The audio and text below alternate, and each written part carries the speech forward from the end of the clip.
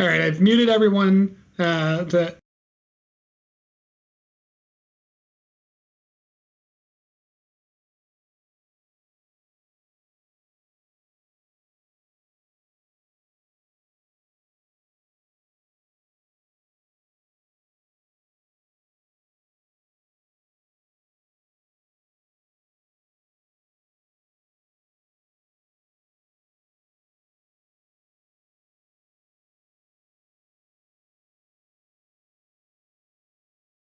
All right. Thanks, Darren.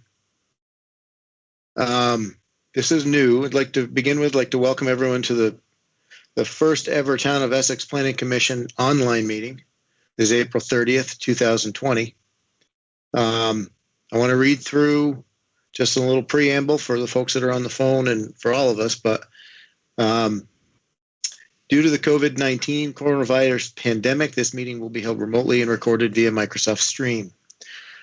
We have options for attending the meeting are listed on the agenda through Microsoft Teams or via phone. You can also watch the live stream on Channel 17's YouTube channel. For the purpose of the recording minutes, you'll be asked to provide your name, your first and last name, and your address. When listening to the meeting, please keep your phone or computer on mute to prevent interruptions. For agenda items, when it is appropriate for the public to speak, please unmute your phone or computer and introduce yourself before requesting the floor from the chair. Darren, do you have at least captured a list of the users people that are attending right now, so we don't have to look for that to begin with? I'm going to defer to Sharon on that. Okay.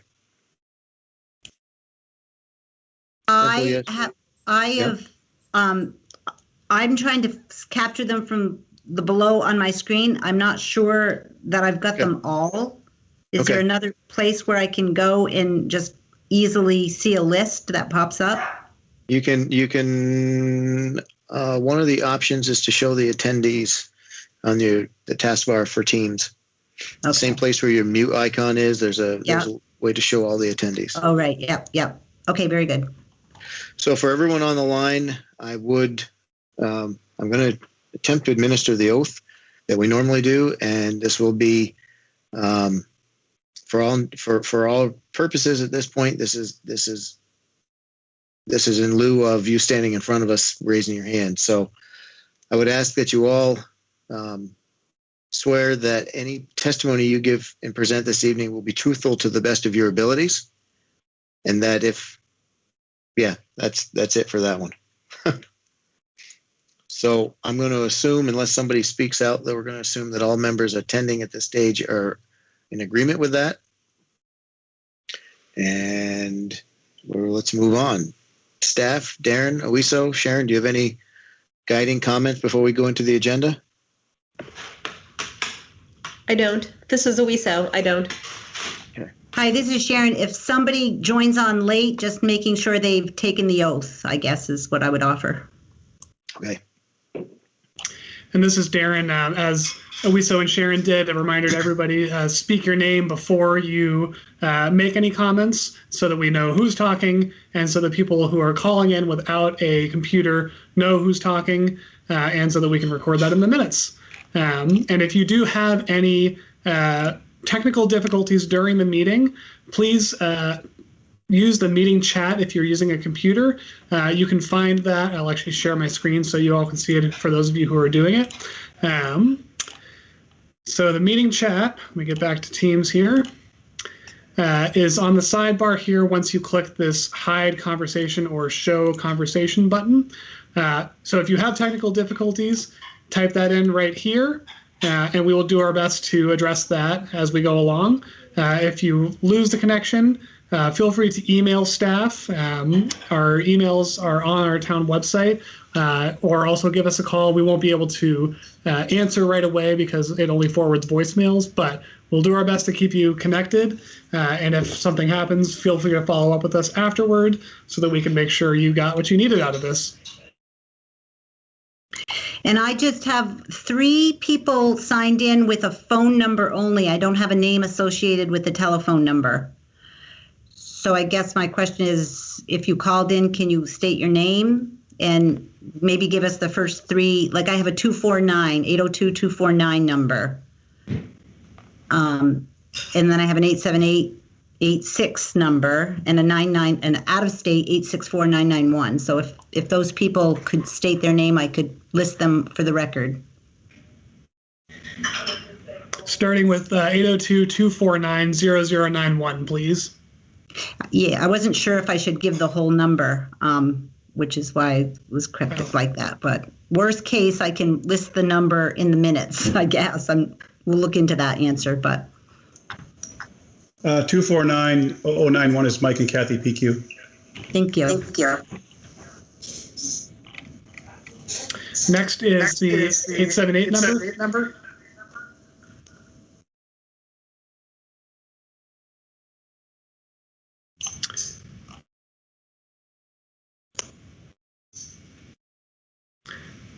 So whoever is, we're going to bear with us, folks. We need to be patient and we'll probably take a few steps. But if your phone number ends in 8672, can you please identify yourself?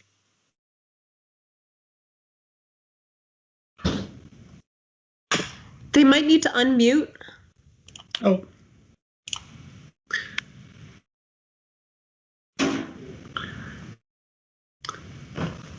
So if you're unmuted, if you have an ending number of 8672 for telephone, could you identify yourself, please? Okay. Let's move on and maybe come back to that. And then the last number is 864991 with the last three digits. That's Colin Johnson. I'm in here. Colin Johnson. Thank you. That's just my audio. Okay, good. Okay. And I think we are ready to rock and roll. Again, my name is Dustin Bruce. I'm the chair of the PC. I'd like to welcome everybody to our first ever online meeting. The first item on our agenda is public comment. This is an opportunity for members of the public to ask us questions about items that are not on the agenda. And this is free and open right at this point for commentary. So does anyone have anything they want to share with us?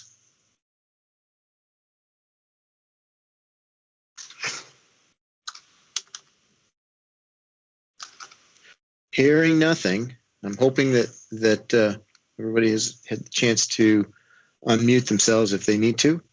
And let's move on to the first item on our agenda. Dusty, if I could just jump in real quick. Yep. I just got a call from Gene Dunbar, who is on, and he said that he was trying to identify his telephone number being the 878 number, but wasn't able to be heard. So I don't know if he's having difficulty with, if Darren, if you had already muted everybody and he was trying to talk, or afterwards. So just, I do know that he wants to provide comment tonight. So maybe we could test him. Yes, and actually, this is Darren. We just got a tip from someone in the meeting that hitting *6 on your phone receiver will unmute you. Unfortunately, Teams does not allow staff to unmute someone. We can only mute you, so we will do that if there's feedback. But in the meantime, if you, sorry, Gene, try hitting *6 on your receiver and letting us know that we can hear you.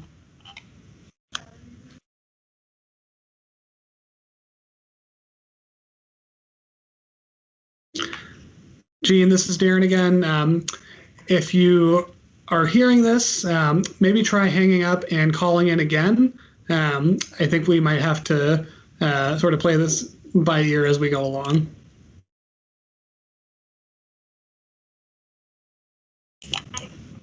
I will try to call Gene as well.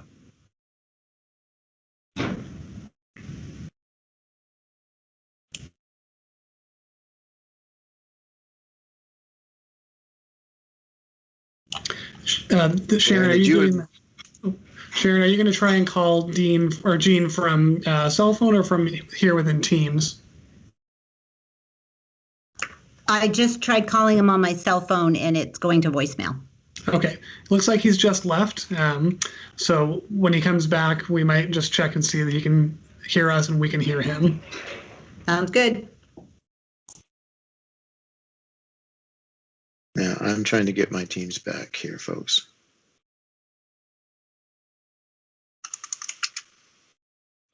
He's calling.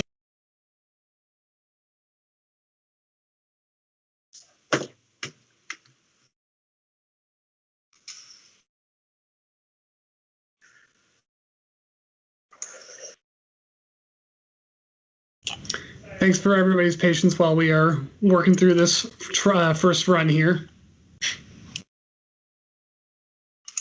So Gene said he's using a landline telephone. So is there any way you can keep him unmuted? Yes, I will do that, and if there's feedback, we'll have to figure out how to deal with that. But as long as everybody else is unmuted, it shouldn't be an issue. Or everybody else is muted, it shouldn't be an issue.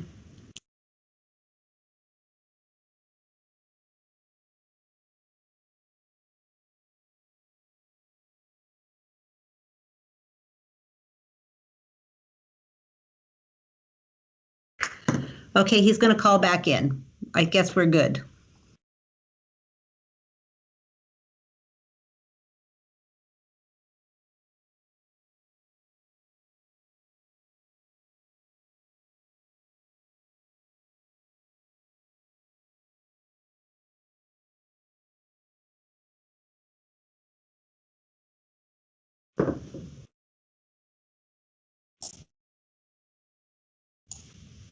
Where are we at? I think we were waiting for Gene to get in. It might take him a minute. Dusty, I don't know if you want to move along with the agenda, since I think what Gene is here for is the second thing on the agenda. And now Dusty is leaving us. So he did say he was having some problems, so he might try to go off and come back on. Yep. Dave, are you there? Can you hear us? And you might have to take over for Dusty, and if that happens again. Who's Dave? Dave Raphael. Would Josh do it? I am here, but is Josh not on? Sorry, I forgot. You guys have switched roles, or Right. Josh is now the vice chair.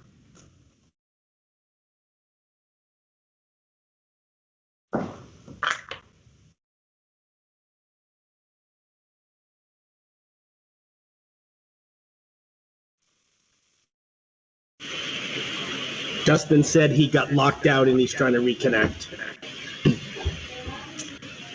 It does look like we have Gene back with us, so as soon as Dustin's back, we will move on.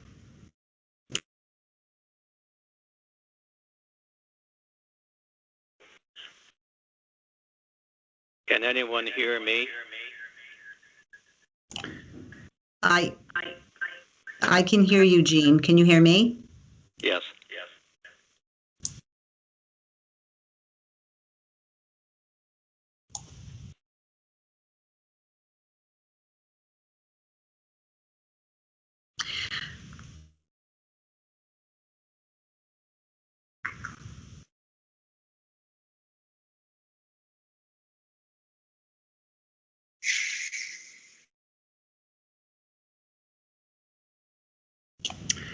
Welcome back, Dusty. Thank you. With all the moving around, I lost connection. And Mr. Dunbar is back with us now as well. Okay. So I think we're ready at this point to jump into the actual agenda. As soon as I get that back on the screen. And I'm also going to share that agenda so everybody watching can see that as well. Okay. So we have the next item on our agenda. Slowly, we're getting there. Again, everybody's patience tonight is tremendously and greatly appreciated. First item that we're looking at is the. I'm Public assuming comment. I had no I asked for public comments a while ago. I didn't hear anything. Are we ready? Does anybody want to offer anything now that I'm back online? Okay. And real quick, if I realized that we, in the previous public comment, didn't remind folks to unmute themselves, remember that everybody is muted right now, except for the chair at the moment and Mr. Dunbar. So please, if you have any public comments, check that you are unmuted. And if you are speaking and no one's hearing you, please say something in the chat that you're not able to hear us or not able to speak, and we will try to get you connected. Okay, getting into the meat of the night here. First item on our agenda this evening, or second item, is a site plan amendment public hearing. This is a continued hearing from October of 2019. This is a proposal to construct a 2,886 square foot drive-through restaurant at 86 Center Road. Darren, can you catch us up to speed before we turn this over to the applicant for a presentation? Yes, this is Darren. I will bring everybody up to speed, and I will also stop sharing the agenda and start sharing the plans for this application. Give me just one moment to get that pulled up. Can everybody see this? And if not, let me know through the chat rather than unmuting yourself and talking. And I'm just going to check this real quick. And I do have a message from Mike. I will make sure to give permissions to presenters as we go along.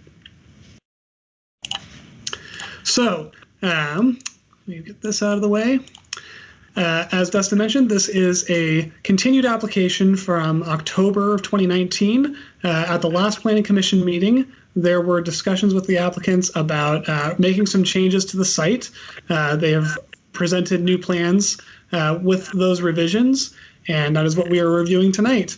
Generally speaking, that involves some changes to site circulation, including here in the, I'm going to zoom in on this. So you'll notice that a new landscaped island has been added between two of the drive aisles, one existing and the new proposed one. And that was in response to comments regarding site circulation and keeping traffic separated from the Price Chopper part of the plaza and the proposed drive-through restaurant and Burger King. Other changes including additional landscaping, of course, as well as changes to the building elevations. And let me get to those real quick. Those are at the end of this here. So the applicants presented colored elevations and also made some changes to the facades showing these sort of pediments or towers, and then again showing the materials in a little more realistic view. In general, staff supports many of the changes. We do feel that, and I'm going to, scroll back to the site here.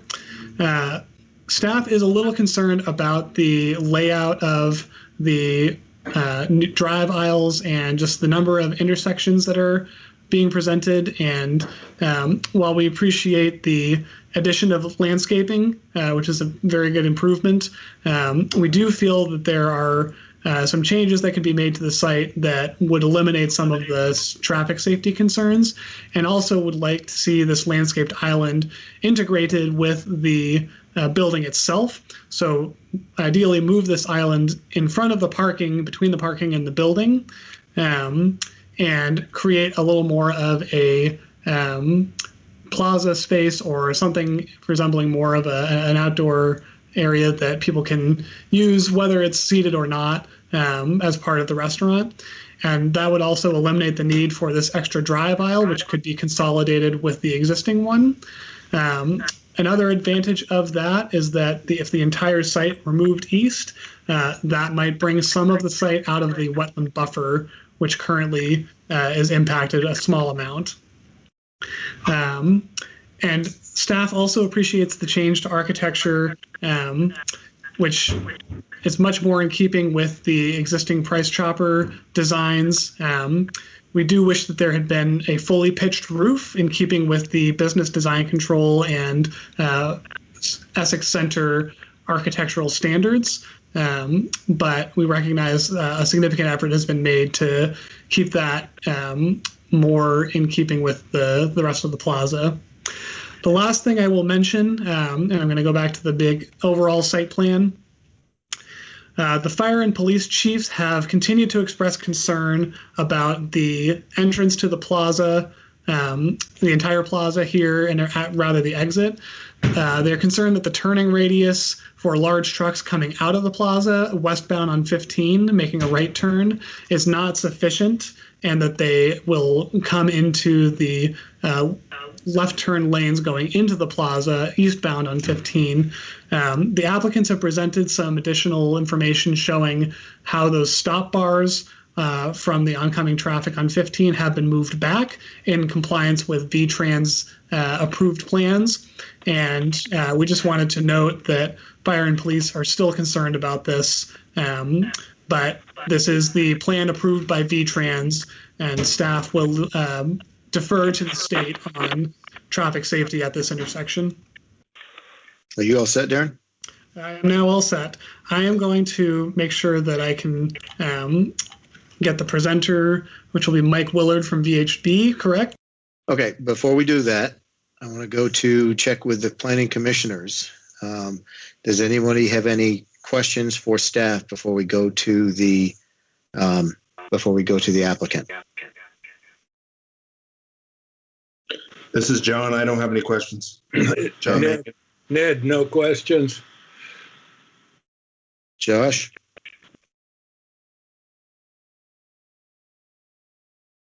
Looking for Josh. Josh, remember to unmute yourself if you're trying to talk right now. Jump in when you can. Colombo? This is John. I'm fine with this. Okay. I'm ready for the presentation. Shu? I'm all set. Okay. Ready for presentation. Okay. Josh, we're going to assume that you're ready for the presentation. And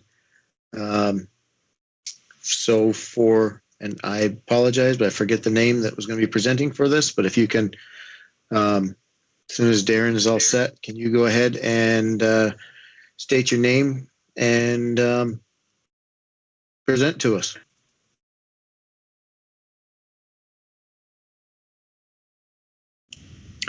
And if you were speaking right now, Mike, remember to unmute yourself. Yep. Okay. So are you all set, Darren? Yes. Okay, great. My name is Michael Willard with VHB. So just to give a quick recap of where we came from. So this is the Essex Center Plaza. You've got Center Road, which is Route 15 here to the south.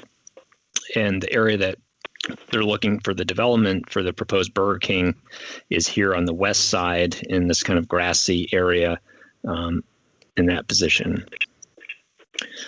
So when we were before you back in October of last year, so it was a little over 6 months ago, there were three kind of main talking points that came up with the Planning Commission. So the proposed Burger King at that time was meeting the current zoning standards by having the building pulled forward to the setbacks along Route 15. And there was a lot of conversation about how we could improve that and basically try to match the setback of the proposed building to be more in alignment with the existing TD Bank on the east side of the plaza. So this plan that I have in front of you now is representative of what we had before with the building pulled forward. And then you had the drive-through circulation that was really close to Route 15, which really wasn't desirable from either the applicant or the commissioner. Mike, I'm going to interrupt you real quick. This is Darren. Mm-hmm. All we're seeing is a Google Earth Pro window. It seems frozen. So I don't know if you've got multiple screens that you're sharing, but I see. Yeah.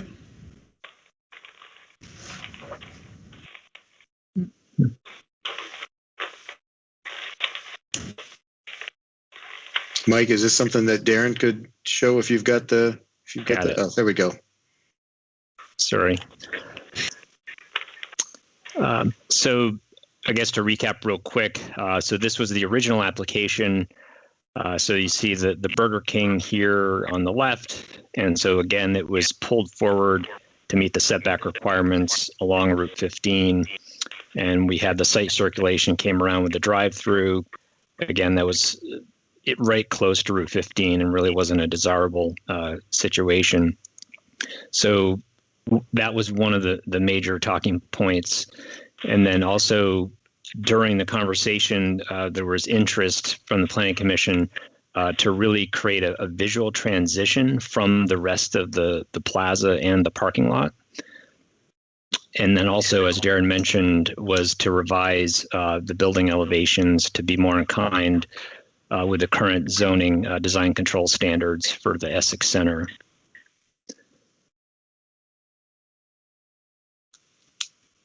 So this plan represents showing how the building was pulled back to be in alignment with the existing TD Bank to the east.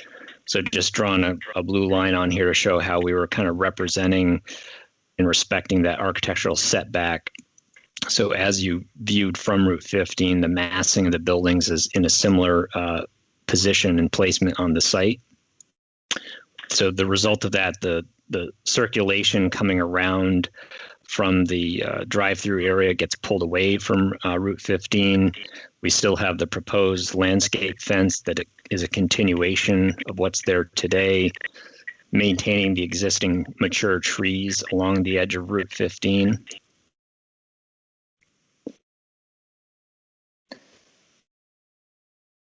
Let's see, I'm just going to jump to another plan real quick. So this gives a little more zoomed in detail of the site.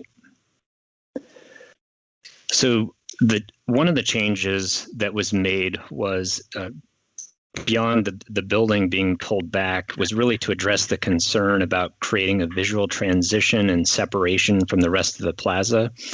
So what the project did is it removed 14 parking spaces in total with this reconfiguration. And so what previously had been in this center island area were additional parking. And so that parking was turned into a landscape bed with shade trees and then a mix of understory of like ornamental grasses and flowering shrubs to create that visual transition from the existing parking lot for the shopping center with Price Chopper to this project to really create that sense of transition that was talked about. So one of the aspects is that this sidewalk is a continuation from the existing plaza, and then you've got pedestrian crossing that creates a strong connection over to the proposed Burger King, and then also in a north-south connection to the existing sidewalk that parallels along Route 15. So there's good pedestrian connectivity. We have bike racks here to receive people coming in off of Route 15 or as they enter the plaza and the main entrance to the building. There's doors here and here.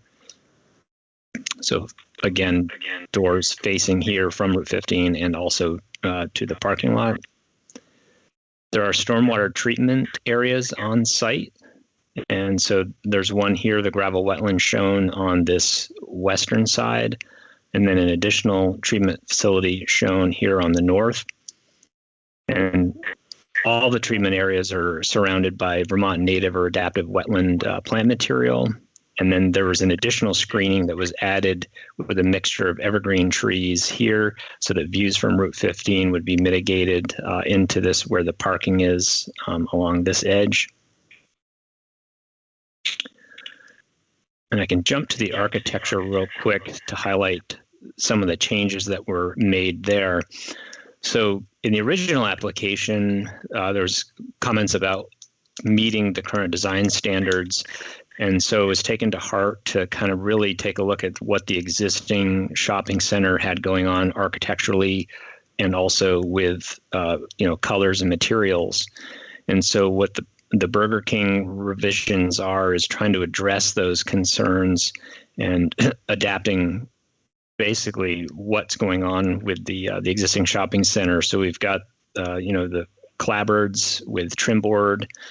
And then the architectural fenestration was added to try to meet the requirements with this gable roof that was talked about during the last Planning Commission hearing.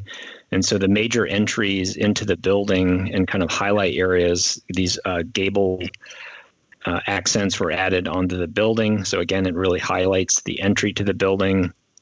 and it's matching in kind what's happening on the shopping center when you've got the darker elements and on the facades that really highlight kind of the pedestrian interface with the architecture, as well as the kind of the gooseneck lighting around the building, again, matching what's going on with gooseneck lighting on the existing shopping center today.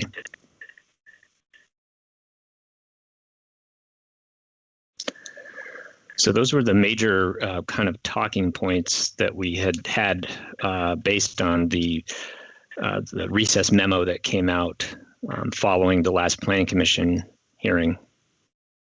So I guess I would turn it back to our team to see if I miss anything, if anybody want to add any comments from the Pomerleau team.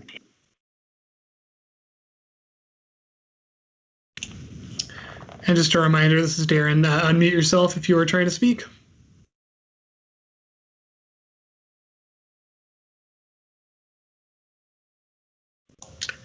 Well, this is Dustin. Let's go with that for the time being. Commissioners, let's bounce this around a little bit. Does anyone have any thoughts on the presentation regarding the changes and the overall impact? Yeah, this is Ned.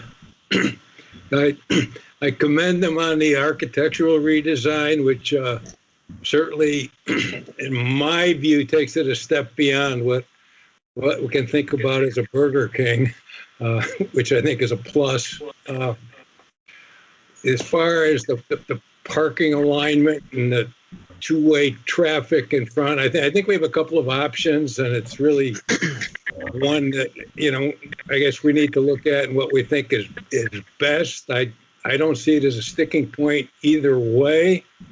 The other comment being the exit onto Route 15 out of the shopping center itself, which is something I think that the owner will have to work out with Public Works as well as the State Department of Transportation. Okay. Thanks, Ned. Let's go around the board. Shu.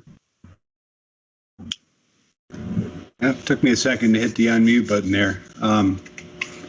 I really don't have any problems with it. I guess I kind of feel like that despite all I like this design, despite all the sort of roundabouts we've done with this island out in the front, I feel like there's an awful lot of, wasted space there with 4 lanes of traffic around both sides of it. Maybe that island space could be better utilized as a little bit more of a plaza or something like that. It seems like there's not a lot of traffic at that end of the Price Chopper parking lot anyway. But that's just my 2 cents. I don't really have much more to add than that right now. Thank you, Josh. Can you hear me this time? Yes. Okay, good. Basically a ditto on what Shu said, especially with the 4 lanes of traffic, more so the 2 lanes on the eastern side. I think that could be a little odd, but with the rest of it, I'm pretty much content now. Okay. John Mangan. Yes, pretty much echoing the same thing others have said. The only concern I have is what Darren said was the pedestrian issues. I'm not as familiar as to how significant that is, so I don't know if he's going to have more to add on that. But I do love the fact that they did a lot to incorporate the design and make it similar to what Price Chopper has today. So appreciate that effort, as well as making a distinction between the Price Chopper parking lot and Burger King. So overall, I'm pretty happy with it. Okay. John Alden. I just had a couple of comments. I agree with pretty much everything that's happened previously. Can you go back to the building elevations for a minute there? I do have some comments there. In general, I think that it's very successful. Mimicking the Price Chopper, and that's essentially what it's a very good strategy for how to put another building into that plaza. My only hesitation a little bit is that those accent elements are so vertical. They're so narrow that I was hoping that maybe the one on the front could be expanded to cover 2 bays instead of one, and that would sort of broaden it out a little bit like the one that we're looking at in the picture to the side. And that's the street facade, so that'll give the whole building just a little bit more character of a pitched roof building, even though it won't really be one. And then in a similar way, the one on the top elevation, which I guess is east, that might be expanded to be as wide as the whole brick area there, which would give us that same, a little bit more strength from that long vista coming down the parking lot. And that's it. Other than that, I think they did a great job of trying to pull that together, and it's pretty nice. Okay, thank you. On the road structure, I don't know if everybody's seen the alternate scheme that's out there.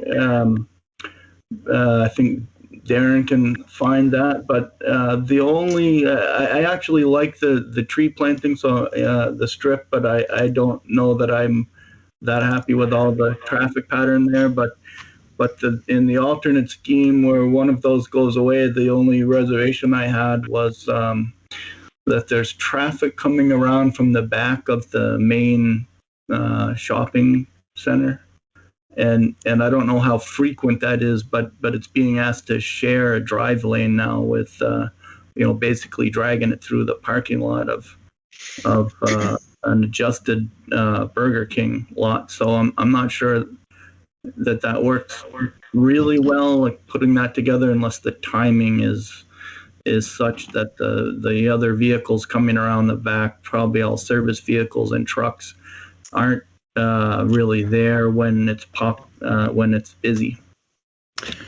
This is Darren, real quick. John, I'm now sharing the plan that you're talking about that we staff shared with the applicants and the planning commission, so that other folks in the meeting can see. Hopefully folks can see that. If not, say something in the chat. But to highlight a little bit of what John was talking about, and remind me if I forget anything. The main issue was the traffic that comes from the back of Price Chopper, the back of house where the deliveries are done up here. We staff feel that can be consolidated with the drive aisle that services the parking in front of the proposed building. Staff doesn't feel that level of traffic is significant enough coming from the rear of the building that there will be a major conflict here. This will be a busier section than all of the other aisles within the parking lot, but it is part of the circular pattern throughout the whole plaza.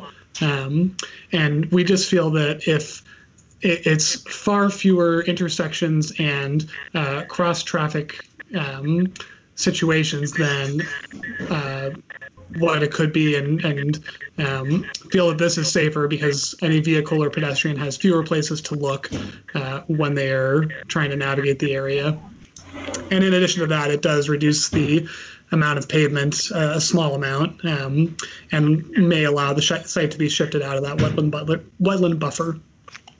Okay, so the other thing that I really like about that scheme, and it was in my mind the last time we saw this when we were trying to talk about a landscape buffer, is that it takes the buffer and actually puts it where at the building, so all the pedestrian traffic around the building and coming out of the doors and maybe looking to sit down at a table there, can take advantage of that landscape buffer. So I'm happy with the buffer in either location, but I find that this the advantage of maybe reducing some of the pavement and getting it out of the whole thing out of the wetlands is pretty nice. So those are my comments. Thanks, John. Dave. Ditto on everything that was said. My only concern with this application is the site circulation and safety. It's a fast food restaurant, and I think that has people tending to go a bit, they're going to get their food and want to get out of there pretty quick. And I'm just concerned about the exiting vehicles, but design, everything else, I'm good with. Thank you. And I want to throw my 2 cents in. This is Dustin for the record. I really find that the biggest concern I have is overall site circulation, not just on the Burger King building, but also with the Price Chopper. And I think that this is I think that the potential for challenges and conflicts when you incorporate the Price Chopper flow and the proposed Burger King flow, I think there's a tremendous potential for conflict of with where the vehicles are all going to be going, and that doesn't even include the primary entrance to the plaza, which is also a major concern. The commissioners had their say. Darren or Michael, do you have any additional comments that you would like to offer before we open this to the public? This is Steve Closure with Pomelo Real Estate. I'd like to speak a little. Go right ahead, Steve. Thanks. Mike, could you bring up the overall site plan, please? Yes. And I've stopped sharing, so go ahead, Mike. On the question of Route 15, the exiting, back in June when we first started looking at this project, we did get the police chiefs and the fire chiefs concerns and looked at them, and that's when we noticed that the stop bars were put in the wrong spot where they were previously permitted in 2010. Roger Dickinson, our traffic engineer, worked diligently all summer long with VTrans to get those moved back. In this February, they were moved back. They're showing on this plan where they are now, which opens another 30 feet of turning radius to distance the trucks not to turn into the oncoming traffic. We also sat in July of last year observing truck vehicle and traffic's leaving, and Roger submitted a report on those trucks, having plenty of room for turning. We believe on this Route 15, VTrans has worked on this, which was also submitted to Darren 2 times since 2010 when we first had it permitted, and have made their changes, but at no time was there any concern or differences in the trucks entering or exiting the plaza. So we're kind of thinking that's if VTrans is the one that's going to have to change something, but we'll work with everybody on that. Jumping to the traffic patterns within the plaza, I know there's a 2 arrows in front of Burger King, but every drive aisle across the whole entire shopping center, although we don't show the arrows, are 2-way. So all cars can back straight out and go left or right or north and south out of any one of these drive lanes. So the one in front of Burger King is consistent with the rest of the plaza. And when the buffer zone, the island was brought up, that was it, and allowing us to remove parking stalls was a great idea, because now our truck traffic coming out of the plaza, out of the back of the shopping center, has that island buffer zone as they're exiting. Also across the whole front of the plaza in the beginning, the concern was people were going to come driving straight in and try to go as fast as they can across the front of Price Chopper to get to the drive-thru. We're deterring that with traffic signs, yield signs, widening the bars in front of Price Chopper, signage at the entranceway as they come in to make a left turn to Burger King. And I believe everybody agreed upon that. Let's see, you mentioned the cupolas, enlarging them. We will work with Burger King to look at doing that. That's another great idea. On Darren's perspective drawing that he had there, on this drawing, the rubbish removal and deliveries come across around the back of the building and come across the front of this Burger King. Early morning deliveries, but then we got dumpster removal. The dumpster removals, the sidewalks are at the same grade level as the parking lot for the dumpster truck to dive in, grab the dumpsters and leave. Darren's drawing had, granted it was Darren's drawing, but it was, there was no way to get the trash refusal because it was pushed back behind the landscaping area. We did add a lot of landscaping, and I think we've done a great job of, and got all the concerns, the safety concerns. We're real cognizant about our shopping centers. You know, our guys are in there constantly cleaning and pedestrian and policing, and if there's anything that needs to be changed, we automatically try to do it as best we can. So I think we've really come up with a great design all around to meet everybody's needs and safety needs. That's it. Thank you. This is Mike Willard again. Just to highlight on the site circulation, what Steve commented on is there was also adding drive-through signage to encourage people that are entering the plaza to take an immediate left and to drive along the frontage access aisle to then get to the drive-through. So they're proposing signage here that encourages people that are entering, that indicates the drive-through is to take a left, so they don't come forward and drive along the front of Price Chopper. And by adding this hatched kind of pedestrian zone here and then new signage across the entire front with the yield signs, basically making vehicles slow down so it would be less desirable for someone to come up and to come through this section, that they would want to take a left to kind of avoid the congestion of pedestrians and shopping carts and go to the drive-through that way. Also, sorry, Steve Closure with Pomelos again. Darren, you mentioned, about getting out of the wetland buffer. We actually have a state permit to work in approximately 4,000 square feet of wetlands, 2,000 square feet of wetlands and 4,000 square feet of buffer. And we've reduced that with this project down tremendously. I'm not sure, Mike, if you got the total numbers there, but we have moved this building quite a bit to lower the wetland buffer and buffer impact. And the state is really enjoying us being able to get out of there as we have. And we've lost a lot of land to the wetlands that is now undevelopable land. Thank you. Okay, Mike or Steve, do you have anything further to add that you'd like to throw in before we go out to the public? I'm all set. Okay. Commissioners, any additional questions? This is John Alden. I just have one more question. Is there any outdoor seating associated with this, and if we said we thought it might be a nice idea, do you think you could find some in the proposed plan?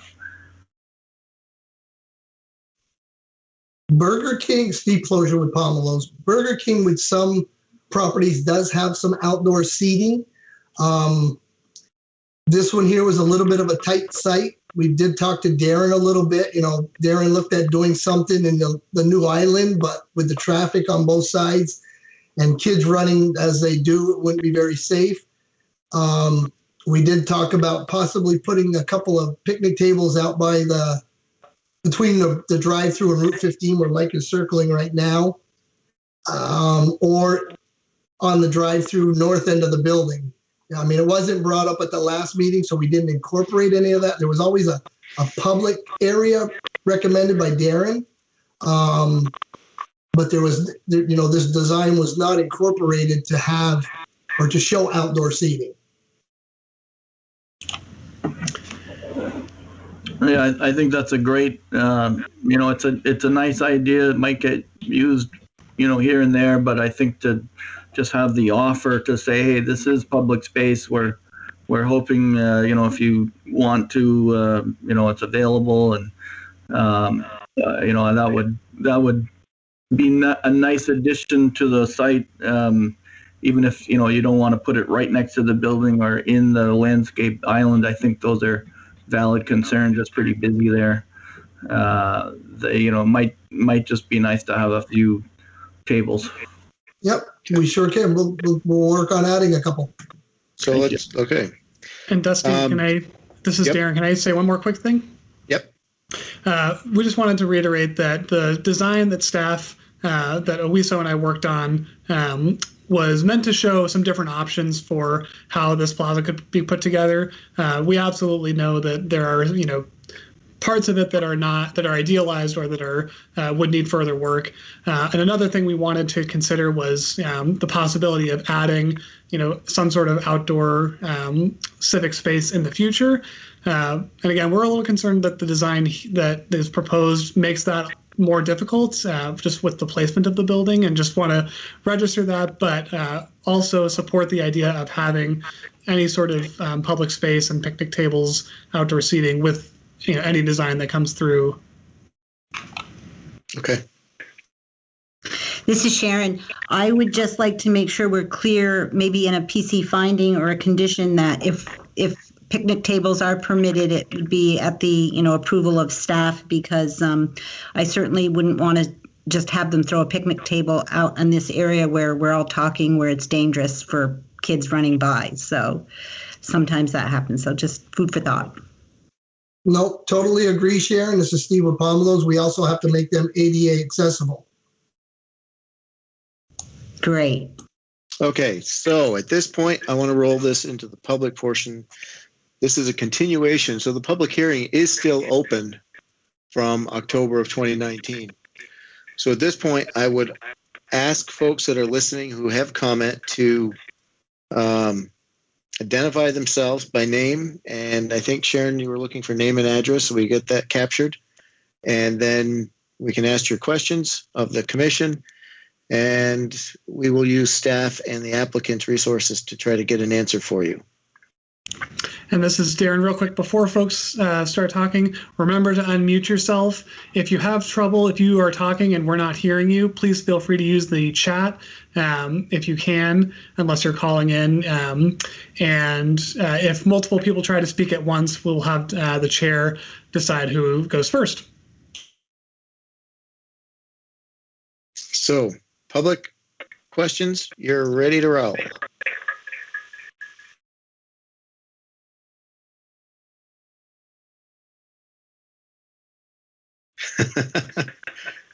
Everybody, not all at once. Okay, I'm not seeing or hearing questions or comments, so let's come back to the commission. If somebody wants to join in, use the chat window to let Darren know that you would like to participate. Commissioners, what are your thoughts? What do you see as outstanding issues, if you do see any? Ned. The only issue I see is really outstanding is there's probably 3 or 4 different ways still to rework some of that traffic in the front.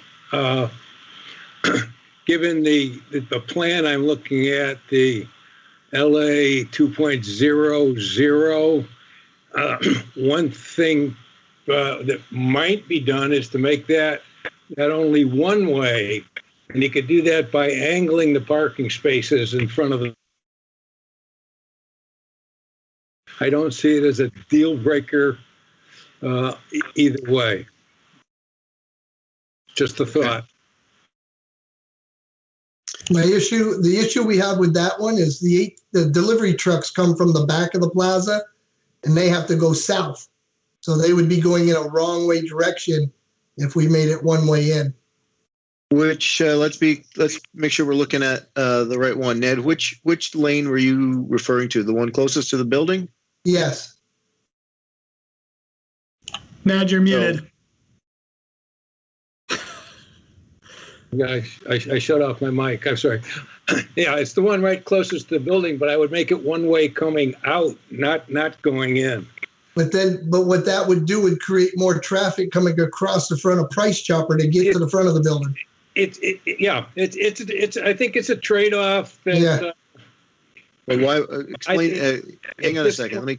Let me catch up on that one. Yeah. At this point, I think I would almost leave it to the owner as to how he wants to lay out his plaza. Either one of them seems to work for me.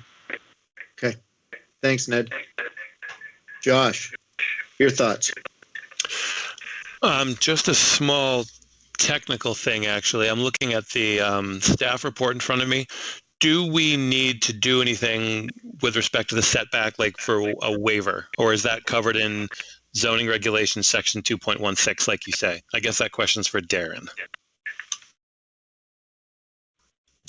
Thanks, Josh. This is Darren. Thanks for pointing that out. I do not believe a waiver is required for that. Let me double check. But table 2.16 of the zoning regulations, which is the business design control,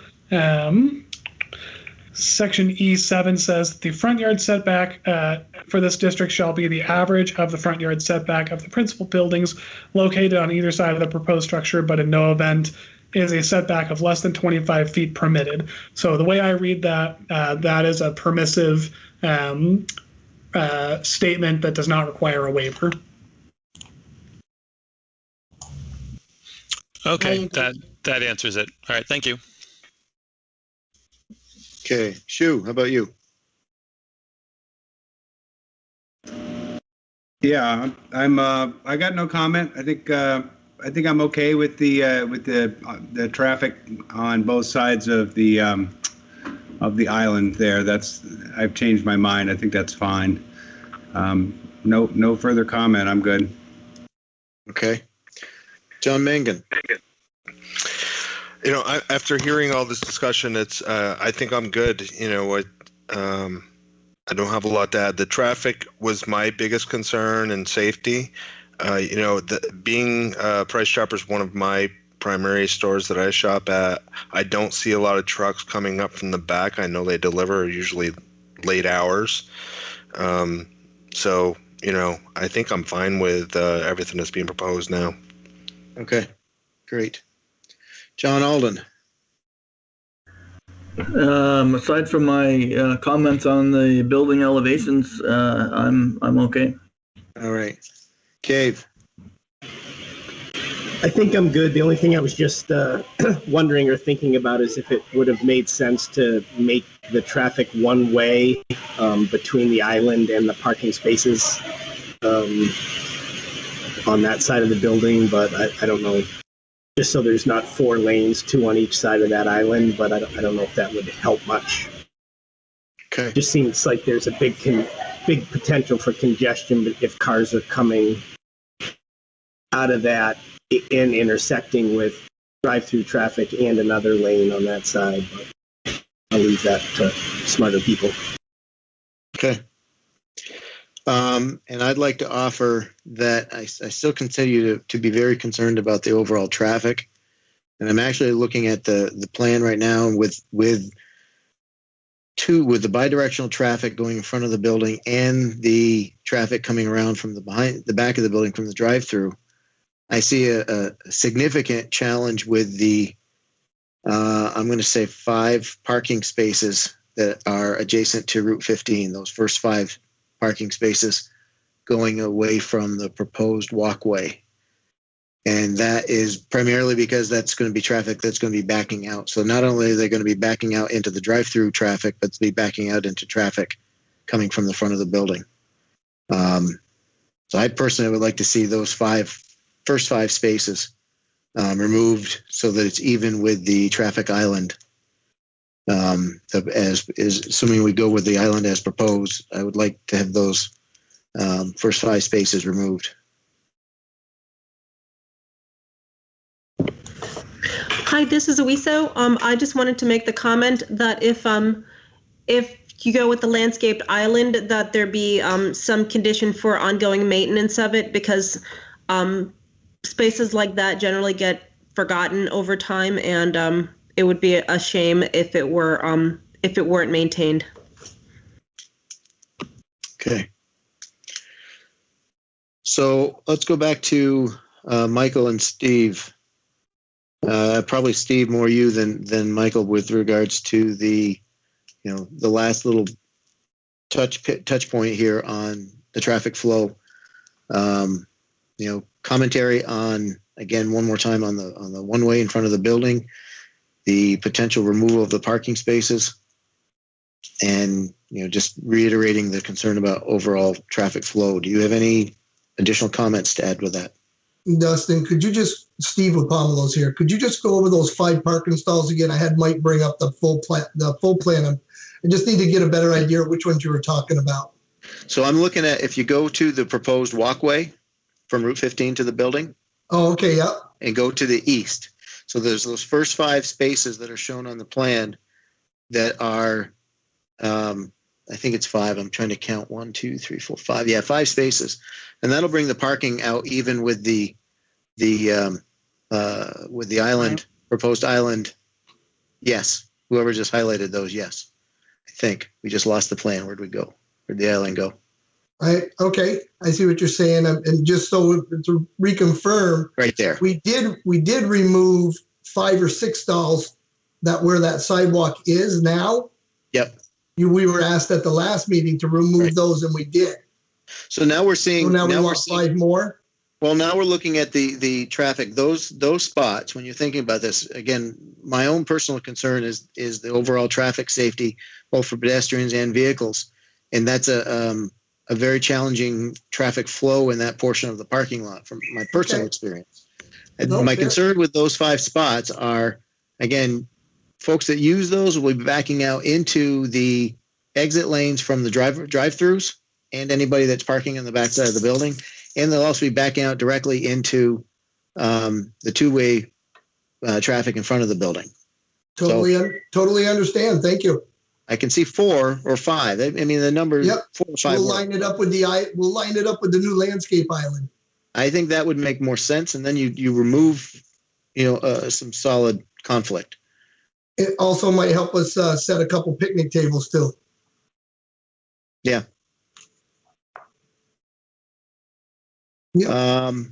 So Darren, is there anybody? Public hearing is still open. So is there anyone who has tried to reach us that has not been able to? We have not seen or heard from anyone who has not been able to speak in this format. While I'm speaking it real quick, I do want to note that there are some conditions in the staff report that you might want to modify based on the conversation, particularly condition 1B, which talks about that landscaped island being removed as staff had proposed. I also don't know if you want to modify any of the findings about traffic safety, circulation, and the layout of the site based on tonight's conversation. Hi, this is Louisa again. I have one more question, and my apologies because I'm new to this conversation, but was there ever a conversation about the 2 drive-through lanes? Do you need 2 drive-through lanes? This is Steve with Pomelo Real Estate. Yeah, the drive-through lanes, one is for pickup. The other one was more so for the big urgency for the fire department to get their vehicles through. So theoretically, you've got 2 order windows that merge to one really drive-through lane. The other one is a bypass lane, which is one for pedestrians that change their mind as we put parking in the rear for people to come around and park and go, and employees to park back there, but more so for the fire trucks and fire department to have emergency vehicle access around that building.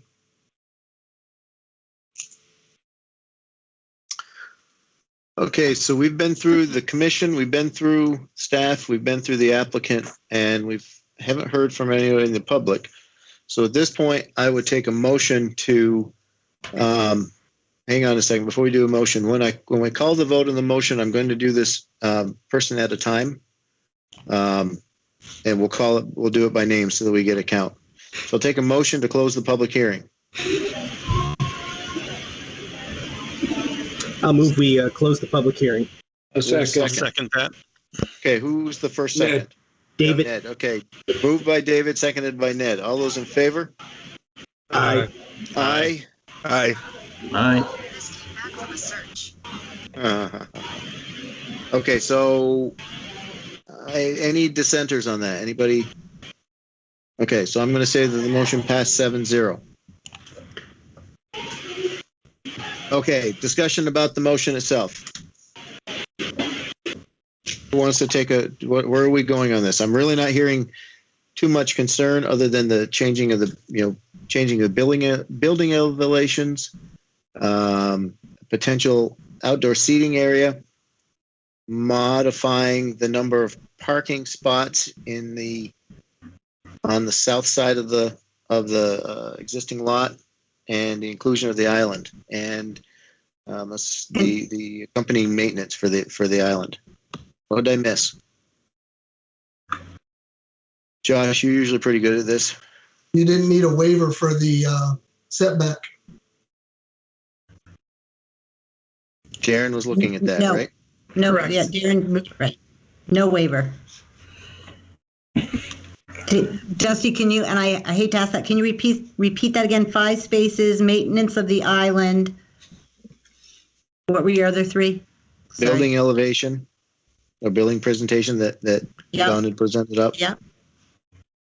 Maintenance of the island, the inclusion of the island, the maintenance for the island, the removal of those parking spaces, Yep. In a picnic table area. and then the picnic area. Correct. With the picnic area would need to be approved by staff. Okay. Right, which we would have as a finding. Yep, that would be your PC findings. We Yeah. bullet those issues Dusty just said. Right, and were we going to then officially strike proposed condition 3B and then move the necessary language into a finding with respect to the island and the maintenance? I think that was Darren's suggestion. Yes. Yeah. This is Darren. I just want to point out one of the conditions, number 16, captures the maintenance of landscaping. It says all landscaping shall be guaranteed for the life of the project. Any dead or diseased plantings shall be replaced as soon as seasonally possible. Okay, we're covered with that then.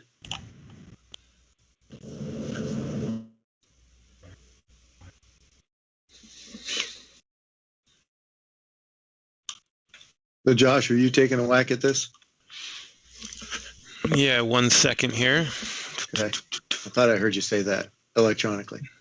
No, you heard it over the internet. Yeah, 1 I second. think it was Mr. Villamere encouraging us to do it that way.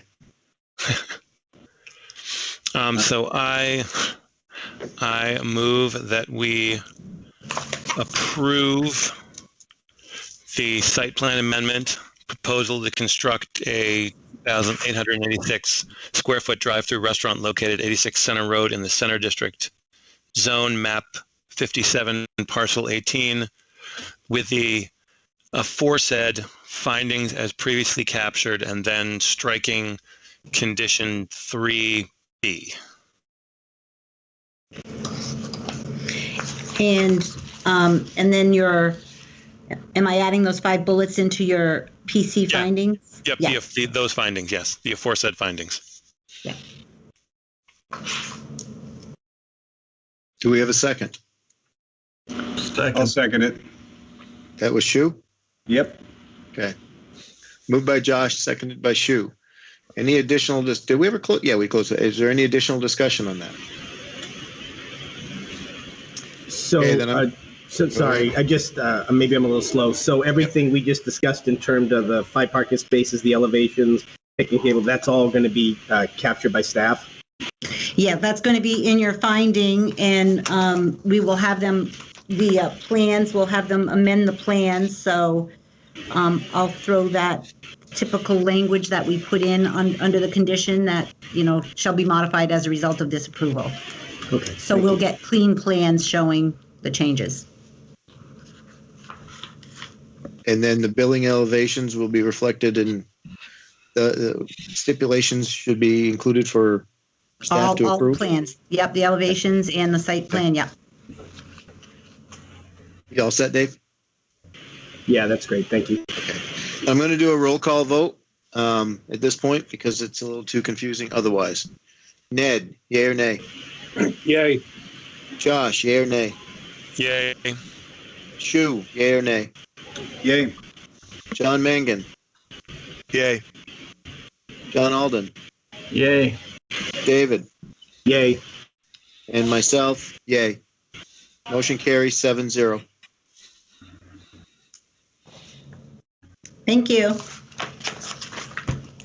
All right, now we are moving on. Are we good with that one, Darren? Well set? I believe so. Okay. And Steve with Pomelos, I'd like to thank the board for taking the time and meeting with us. Thank you, Steve. Have a good Thanks, evening Michael. and be safe. You Okay, too. Moving on to the next agenda item, which is a sketch plan public hearing, also continued from February of this year. This is a planned PUD. It's planned to subdivide a 10.5 acre into 6 residential lots. This property is located at 84 Susie Wilson Road. Darren, can you get us up to speed on this? Yes, thank you, Dusty. I'm showing the agenda just for folks to see that, and now I'm going to transition to the plans for this application. Get rid of this and pull that up. Okay, so as with the previous application, this is a continued application from, I believe, February or January, I actually can't recall. And this is at the end of the old Susie Wilson Road. So in the Pinecrest neighborhood, if you were to take a right from the Kellogg Road intersection and keep going. The previous iteration of this plan showed two lots, lots 2 and 3 having their own driveway off the south to the left of the existing house on the property. The applicants have consolidated that based on comments from the Planning Commission about keeping the neighborhood a little more coordinated with itself and also making sure that each lot has frontage on a road, whether private or public. So those now have a shared driveway, which one concern that staff has with this is that this driveway goes up a steep slope. It meets the grade requirements in the zoning regulations, but staff would prefer to see these 2 lots consolidated into a duplex as opposed to having a separate one with this long driveway up the slope. But that is something we'd like the commission to weigh in on. Another change that was made from the last hearing and the last plan based on public comment was the applicants had proposed a scenic waterfall trail for public access through the property, but due to concerns about how it would be accessed, parking, maintenance, and other concerns, they've decided to eliminate that. Because that was part of a density bonus request, they have retained the number of units by proposed units by offering 2 units at an affordable 80% area median income rate. Those would be in this duplex, which would be in the existing house, which would be converted into a duplex. And that would allow them to retain their density bonus if granted by the Planning Commission. And to go back to the driveway here, the fire chief was also concerned about having a shared driveway for lots 2 and 3 that is accessed off a private road, simply due to maintenance issues and how things would be handled between multiple property owners, and also in terms of E911 addressing and making sure that first responders know where they're going. The last thing I will mention is that though all the lots will also require an authorization for a reduction in minimum lot area from the Planning Commission. This has not changed from the previous plans, but just want to note that that is part of the application. It doesn't need a waiver specifically, but should be considered. The other thing is that these lots, except for lot 1, do not actually have access off a public road. They don't have frontage off a public road. Technically, our regulations are somewhat conflicting on that, and one part says no new lots shall be created except off of a public road.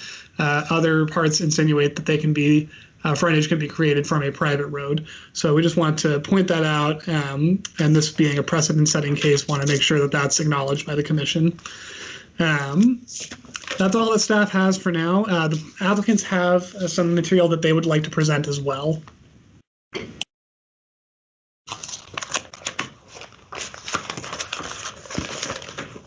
Commissioners, any questions for staff at this stage?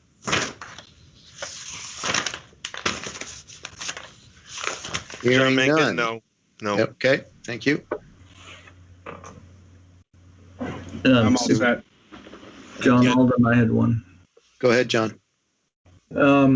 it still looks an awful lot like a normal subdivision. Is it okay to have all the different lots laid out in as individual lots and still call it a PUD, or is that not normal?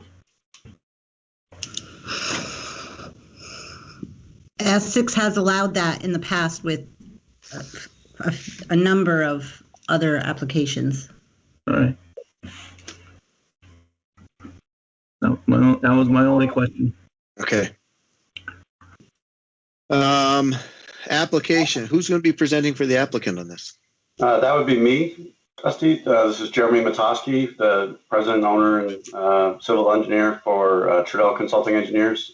Met at the last hearing on February 27th. Darren's given me permission to share with the board. Just a real quick, I didn't know how to Zoom. This will be my first public hearing as well through Zoom, so forgive me if... Microsoft. I mean... Oh, right, Microsoft Teams. I keep saying Zoom. Anyway, so again, here also with Colin Johnson, who was an engineer who's working on the project with me. He may weigh in on some technical issues if I misspeak, but I'm going to try to share a quick PowerPoint that I did just to kind of recap. Am I correct that some of the commissioners did not see this project the first time through? I think we had 2 commissioners who were not present, but everybody's had a chance to review all the material, so go right ahead. And hopefully people can see the kind of green PowerPoint that I put together. It's there. Yes. I'll go through it quickly, but just wanted to give some context. This is the project location that Darren mentioned at the end of Susie Wilson Road at the north end of where it dead ends right before the bypass. And it's after the point at which the neighborhood kind of changes there from a more suburban to a little bit more of a rural feel. And I've got some pictures to kind of walk us through that. I hadn't personally been down there, I don't think ever, before this project. So if anybody hasn't been down there, this is the subject property. Jeremy, sorry to interrupt. This is Darren. We're getting some strange effects on Teams. I think it might have to do with scrolling, but I'm not sure. Try using the scroll bar on the right instead of your mouse wheel. Okay. Is everybody able to see the slide I have that shows 84 Susie Wilson Road? And just to clarify, we're able to see it, but it keeps popping in and out to full screen versus not full screen. So it's we're able to see it. It's just a weird effect. And I have my window split, so I'll try to keep it on a full screen. That's better. Much better. Thank you. I kind of like the other version. So the intersection, I just quickly wanted to kind of walk people through because I think at the last meeting, it was very clear to me there was some comments about whether this was the appropriate type of design and neighborhood feel. So I thought it was appropriate to kind of just step back and quickly walk through all of the experience that you have when you start at the busy intersection of Kellogg Road. And for those who haven't been down there, this will be a quick tour. 58 Susie Wilson, you can see it. Most of the homes are on the right, and on the left there's much lower density. And then, as I said, there's homes close to the road, cars parking on the street a little bit there. There's a sidewalk on the left-hand side. And then as you get further and closer to the project, this is a commercial driveway that wraps around, and we'll see that on the aerial view. There's a commercial business down here. So this is the type of narrower road that I would envision, more, no curbs, no sidewalks, the type of project road that we envision creating. And then this is, again, a little closer to the site still. This is the Bouffard project that is under review, I believe, by the Planning Commission, multi-unit project, existing 12 units, and proposed to be doubled to 24 units. And again, a gravel drive. And it's kind of a flat site. And I'll speak about that in a little bit. And as you can see, looking back up south on Susie Wilson, and then again, we start to transition into this kind of narrow lane feel, dense vegetation after the sidewalk ends, trees right up against the road. And then just past this is where the project site is. I believe this is Mr. Dunbar's home who will be speaking tonight. One of the few homes on the north side of the road or the west side of the road, depending on the direction we're looking here. And then again, this is approaching the subject property, 84 Susie Wilson, which was an old farmhouse. And I look back at some old photographs, and this was indeed a all wide open farm property back in the 60s. And at this location, the road is only 20 feet wide. No curbs, no sidewalks. And as you can see, there's a nice mature, probably maple tree right there close to the road. Looking back across the street again, actually farther down, just past the project, after you cross the brook, Indian Brook crosses Susie Wilson and just before this, and then the lots open up and they're set way back from the road with gravel drives. And again, it has a much more rural feel than you would otherwise think, so close to the Susie Wilson commercial strip. And the homes, again, are set way back off the road and tucked into the vegetation. This is a photograph I took just to show the frontage along our property without vegetation. And Indian Brook crosses right in this location, and it's a dead-end road caused by the bypass that was cut through. So again, the existing site has a lot of steep slopes that we're avoiding. There's a very large steep slope on the north side along the bypass, and then the river corridor. We're basically trying to cluster the development around what was originally this farm area. And again, this was an old chicken barn that was there for a long time. And then this property, essentially all the non-steep parts of it were not vegetated 50 years ago, 40 years ago. And then I prepared this slide just to show you kind of contextually where we're at. We have the commercial development, so residential development, and then we're in this area where we're kind of in this isolated little area where again, there's a transition. So we felt that the type of project we were proposing kind of matched into the landscape there. And it's quite a bit different than the flat site that the Bufard has across the street, which is on more of the sand plain, where we're a little bit on more of an undulating terrain. We're not impacting any of these environmental corridors. We've looked at all of the environmental issues with this and really tried to design the project to avoid any impacts. We're preserving quite a bit of the site. As Darren mentioned, I think it's about it's a 7.22 acre common lot that won't be developed. The last project we had 8 lots, and now we're down to 7.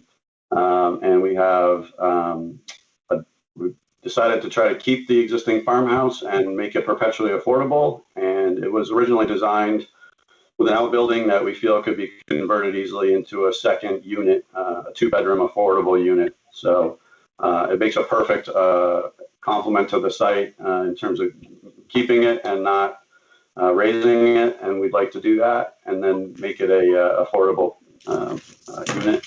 And then we basically have tried to use the remaining portions of the property that are not steep for development.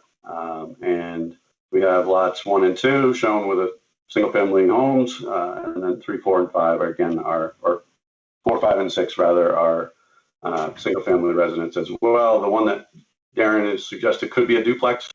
We've looked at that option of combining these two into a single lot with a duplex.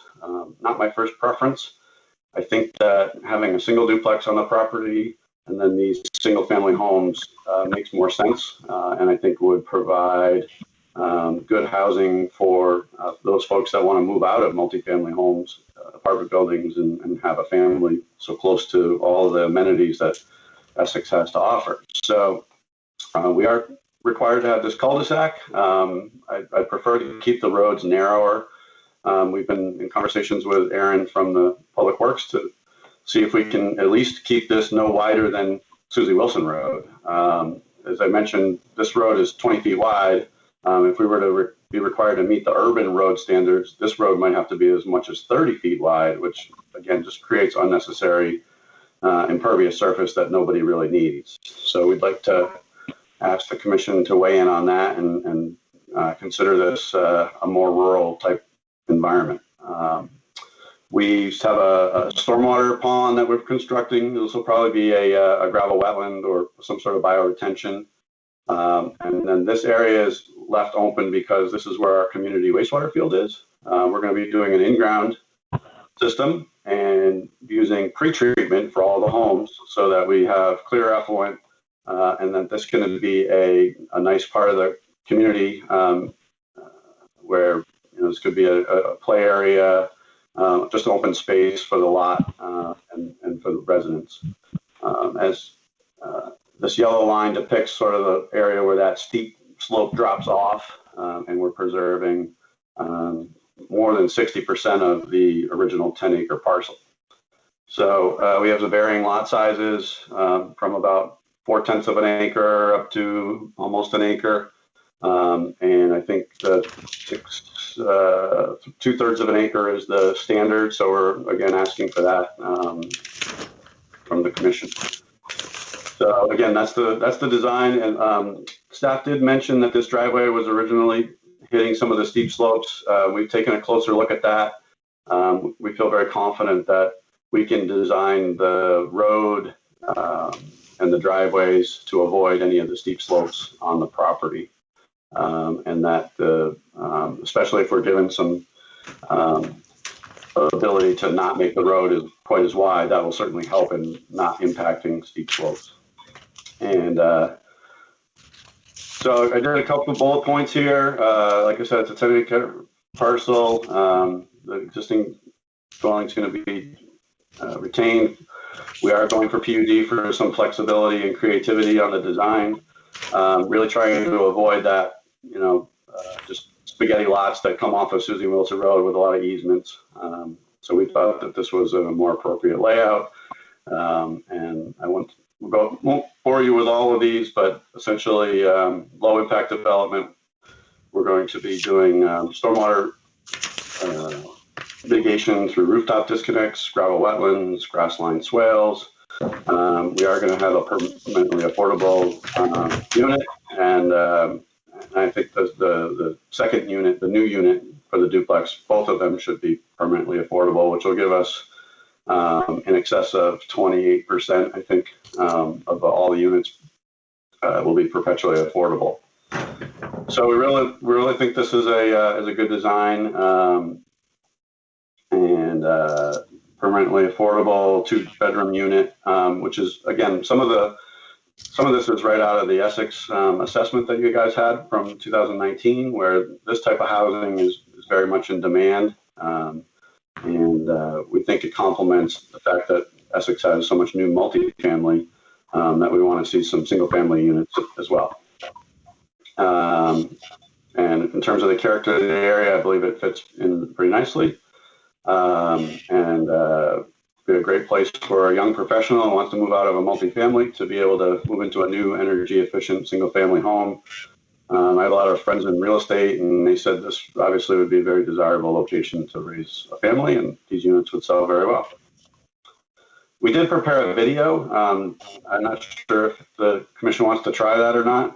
If not, we can provide the link and you can watch it in your own leisure, but it's a service that we're able to provide, which essentially creates a 3D model of the site and then walks you through it in animation. So we could try it if the commission wants, or we can skip that. Why don't we, in order to minimize maybe the number of links, anybody, John, Dave, anybody have experience running videos in this manner? Does it work better from the host site like Darren, or does it make a difference? It should work. I'm actually kind of curious to see it. Let's just try it, and if it doesn't work, cancel it. It's about 60 seconds long. Yep. Sounds fired up, Jeremy. Let's try it. Yep. And I will also, this is Darren, I'm going to post the link in the chat so folks can watch it on their own if there are some technical difficulties. So I'm doing that right now.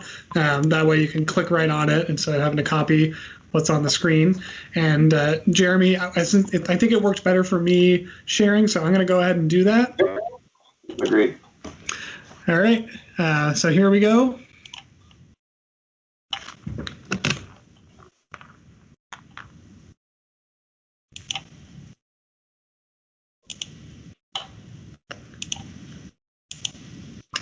For some Long reason, 60 that is- seconds. Sorry, what was that, Sharon? No, that's fine. Let me try this one more time. There we go. I think this will work. Oh, I'm clicking on it, but it's not starting the video. Let's see if Jeremy can try it. I was going to say, Jeremy, why don't you give it a try? Okay.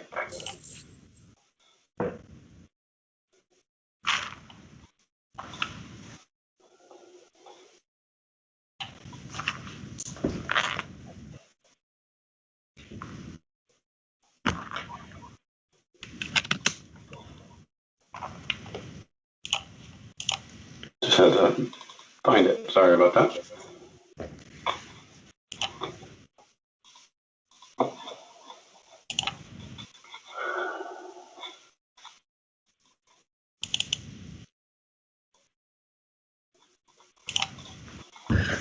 I actually think I might.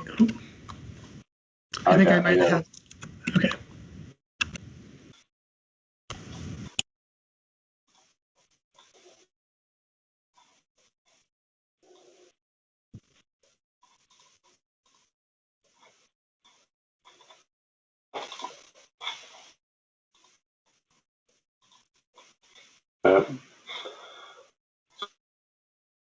Sorry about that, folks. Jeremy, I think I might actually have it. Let me try one more time.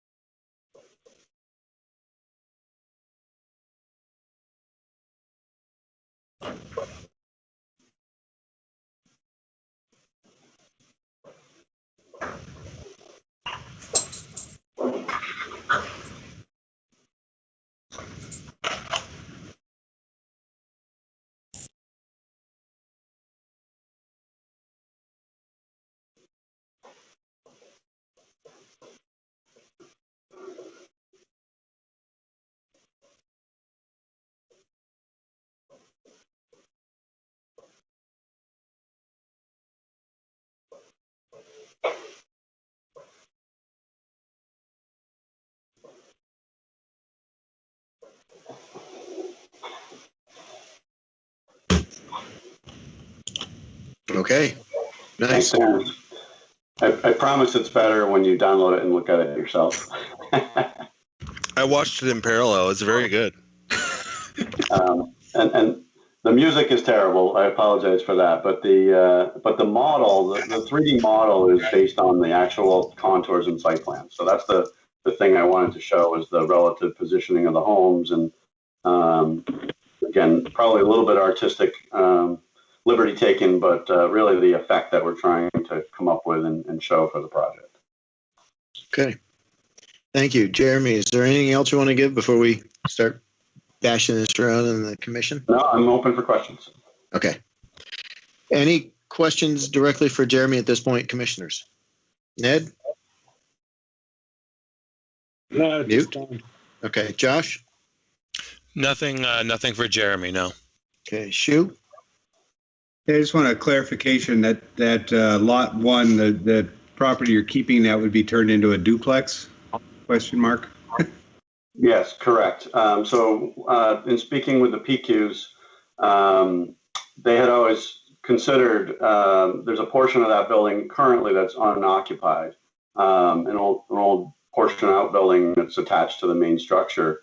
And apparently it was originally envisioned as a second apartment, an in-law apartment of some kind. So what we'd like to propose is that be allowed to be a second unit, create a real duplex out of it.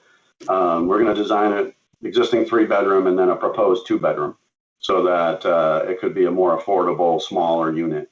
And that's the proposal. And we're going to incorporate that house's new septic. We'll replace its old septic, and we'll design it for, like I said, a 3 and a 2 bedroom. Darren, can you put the site plan back up? John Absolutely. Mangan, what are your thoughts?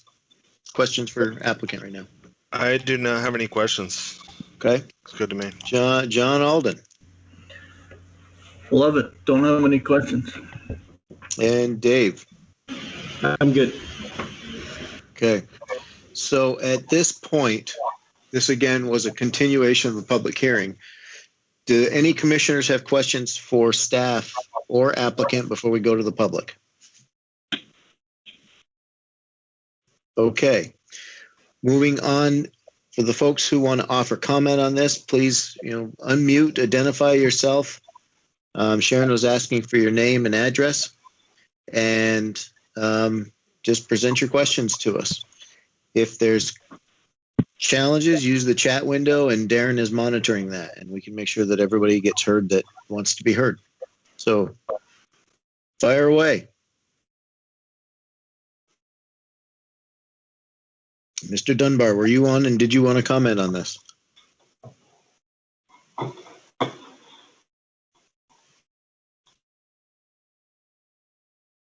going to have to stop sharing the screen in order to check the chat. Just give me a minute. Okay. And Gene, if you can hear us, you are not muted from our end, at least. If you are speaking, we cannot hear you. So if you're having trouble communicating again, please feel free to call one of us. Call Sharon, perhaps. Let me just see. Gene, let's see. Gene, actually, it looks like you are muted. It looks like you might be on a computer now. Remember to unmute yourself before you speak.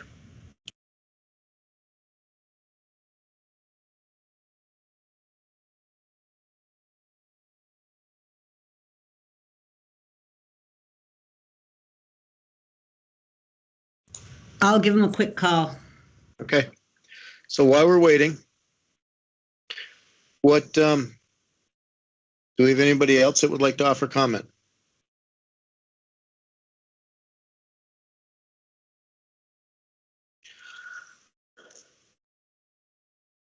So Darren, if you could, maybe from a staff perspective again, identify the high points, the decision points that you would be looking for the commission to make a ruling on today. So this is sketch, and nothing needs to be finalized at this point. But things we do want to confirm before anything else moves forward is mostly about the driveway and whether the commission feels that the applicants can accommodate changes in order to avoid the steep slopes. It sounds like they're willing to do that. And then again, that frontage is allowed to be created off of a private road within a planned unit development. And I will point out that if that is an issue for the commission, and perhaps we don't need to decide tonight, that we can consider making this a public road and requiring that it be a public road, even if it doesn't meet the Type 1 urban design standards, as Jeremy was saying. The Public Works Department has the ability to modify design requirements for situations like this. And that's it for staff at this point. I have Mr. Dunbar on my cell phone, and he's on a landline, and he said that he can't speak. You can't hear him. So I'm going to let him try to talk through my phone to see if that works for you guys. Does that sound like a plan? Does anybody hear me? Yep. Yep. Keep going, Mr. Dunbar. Can you hear me now? Yes. Keep talking. They can hear you. Okay. So my name is Gene Dunbar, and I live at 78 Susie Wilson Road. My property adjoins 84 Susie Wilson on the south side. My main concern is the location of the back or west property line for for parts of Lot 4 and all of Lot 5. There is a very nice walking nature trail that starts in Lot 3, and it travels very close to the ridge until you get down to the Indian Brook waterfalls, which is beyond Lot 6 and located in Lot 7.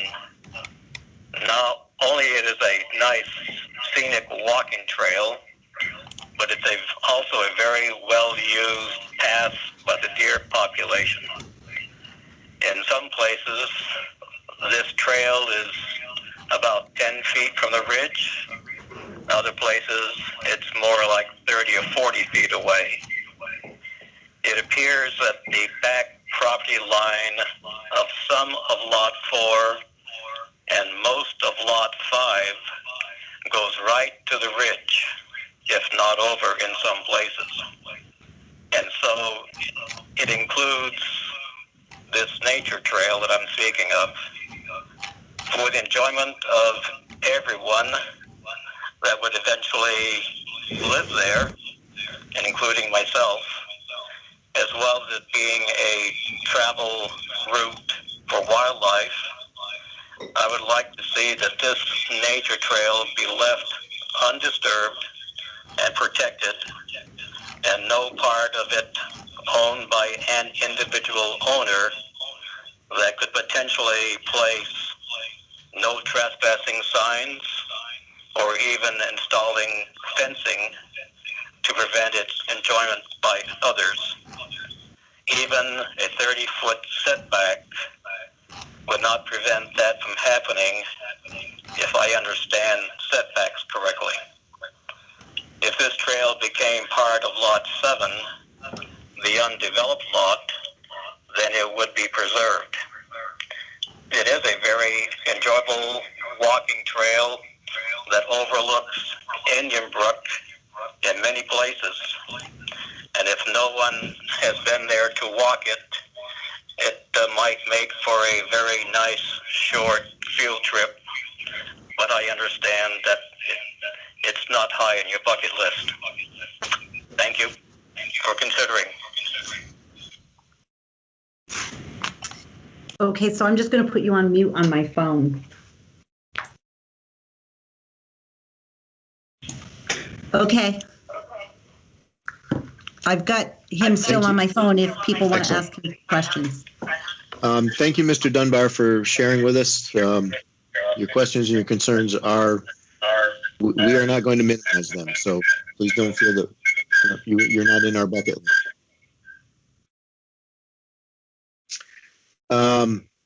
Jeremy, can you provide any sort of a response to the question about potentially including the trail in Lot 7? Yes, certainly. And I had a conversation a couple days ago with Mr. Dunbar, so I was aware of this concern. I can't point to my can't point, but he's not wrong. It follows that, as I understand it, it essentially follows the what we're showing as a wooded setback between the ridge and the back of those lots, the northwest side of those lots, 4, 5, and 6. I think we had a lot of opposition to public access to this project last time, so we removed that specifically. But I think I recall testifying at the previous hearing that, again, it is a nice area to walk, and there's actually some ability to walk on the other ridge line, which comes off of Susie Wilson Road and follows the Indian Brook as well. That trail sort of loops around and was a big inspiration for why I wanted to develop the middle of this property and not try to impede on any of the rest of it. In terms of specifically allowing that to be part of either Lot 7 or I think we could probably accommodate that just with an easement should it need to be a part of the buffer. So I think in preliminary, we could look at that more closely, get out there and GPS exactly where it is, and then be able to plot that on the site plan and show that to the commission when we come back. I agree that it would be an amenity for the new landowners who might choose to purchase one of these homes, and I'd like to try to preserve that. So I think it's a great idea, and we'll certainly take that into consideration. I don't necessarily agree that it needs to be 100% part of Lot 7 in order to be preserved. I think we could do that through a trail easement, so that if someone purchased one of the lots that it went through, that they wouldn't be allowed to block it. I think that could also be consideration is not just for pedestrian trail easement, but also for wildlife corridors. I know that Shu has brought in somebody from the state a while back to talk with us about wildlife corridors and how important they are. So I think that's a very significant consideration, even outside of public access. Okay, very good. So is there anyone else, Darren, that has shown up that would like to offer questions or comment? This is Darren. We did just have someone named Megan join the meeting. Megan, if you would like to speak to this application at 84 Susie Wilson Road, please do so now and remember to unmute your microphone. But I will ask, since Megan just joined us too, we'll swear her in when she's ready. Yeah, and she did just say in the chat she is all good. Okay. And could I have her last name? It can be done through chat if need be. Okay, great. So, commissioners, at this stage, this is sketch, continuation of sketch. I think the first question I'd like to have everybody sort of weigh in on, again, basically it's sketch. Does anybody have any, significant concerns about this as an overall project before we get into any sort of, specifics? Ned? No specifics. I still, in looking at the lot layout and all, think they're trying to do a little too much with not enough space. I'd like to, they're very limited building areas right on the edge of a pretty fragile nature zone. So those are still sort of my concerns. I'm looking at the plans and all, it's difficult to get a real feel for some of the slopes. That's all. Okay. Thank you. Josh?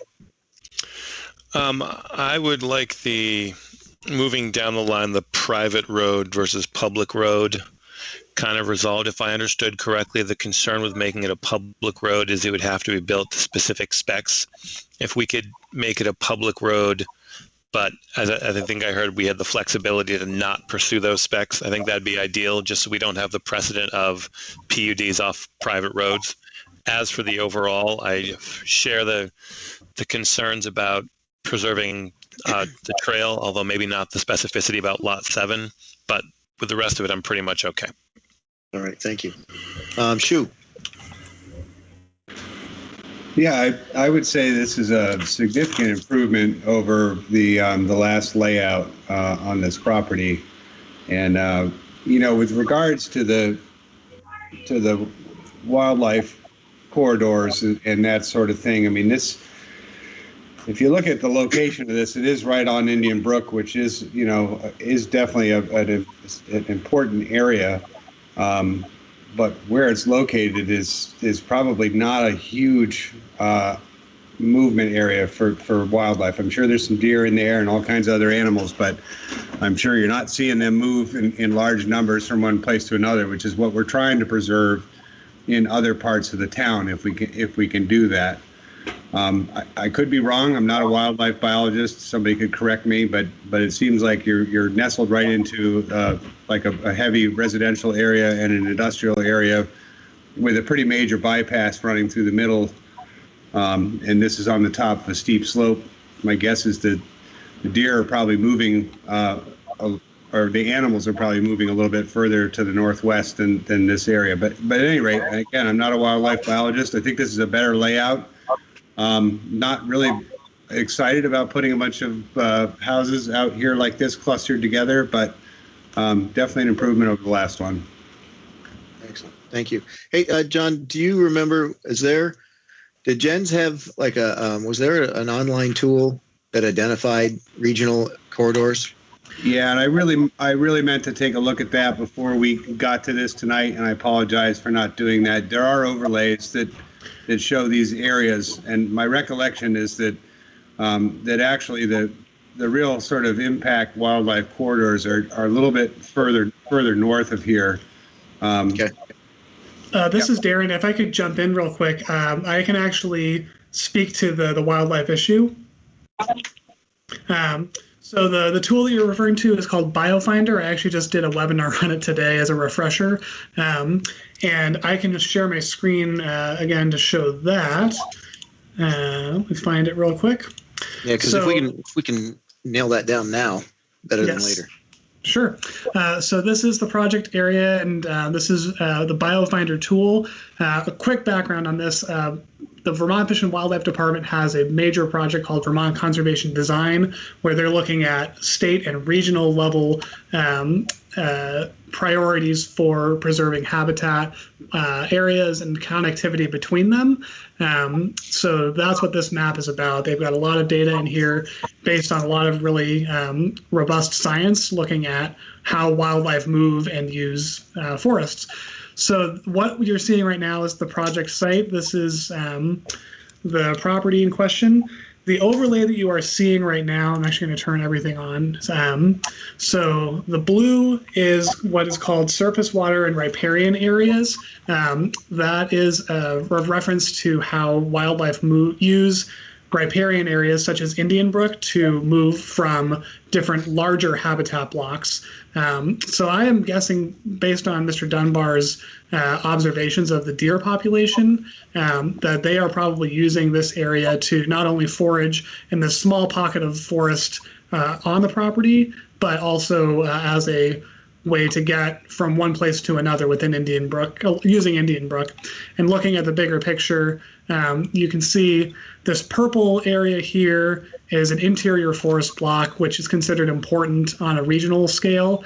There are some other connections to nearby forest blocks. And I want to emphasize that these overlays and these areas are not necessarily no-go zones. They are not no build, no how, no way.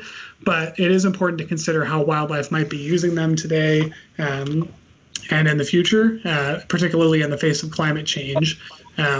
So based on this, I would guess that it would be a good idea to maintain some level of connectivity for not only deer, but also other wildlife species that maybe are not as easily seen, because this tool covers not only one species, but all wildlife species. So I think Mr. Dunbar's assertion is valid in the sense that it's validated by science at the state level, and proper planning from that agency would say that there should be some consideration for wildlife connectivity. Excellent. Thanks, Darren. Shu, are you good for the moment? Anything else? Yeah, thanks, Darren. That was a great. Glad you pulled that up. That's awesome. I'm good. Okay. John Mangan. It's not a meeting unless a dog comes in. I love it. Anyway, no, I'm very good with it, and yeah, my only concern was the slope that town had a concern with, and it sounds like that can be addressed. So I think I'm good. Okay, John Alden. I think it's great. I like the video a lot, in the if we can hold on to some kind of sparsely populated wood areas with some yards, I think that is a great neighborhood look. It's very rural. It deserves to be country feel. I encourage us strongly not to force them to make some kind of road that turns this thing into a suburban neighborhood. We should allow as little on the sort of pavement side and curbing and any of that kind of thing as we possibly can. I'm not that worried about the slope. They'll figure it out. And I am a little, if we can avoid the precedent of the public-private street issue, I think that's good. Okay, great. David? I'm good, thank you. All right.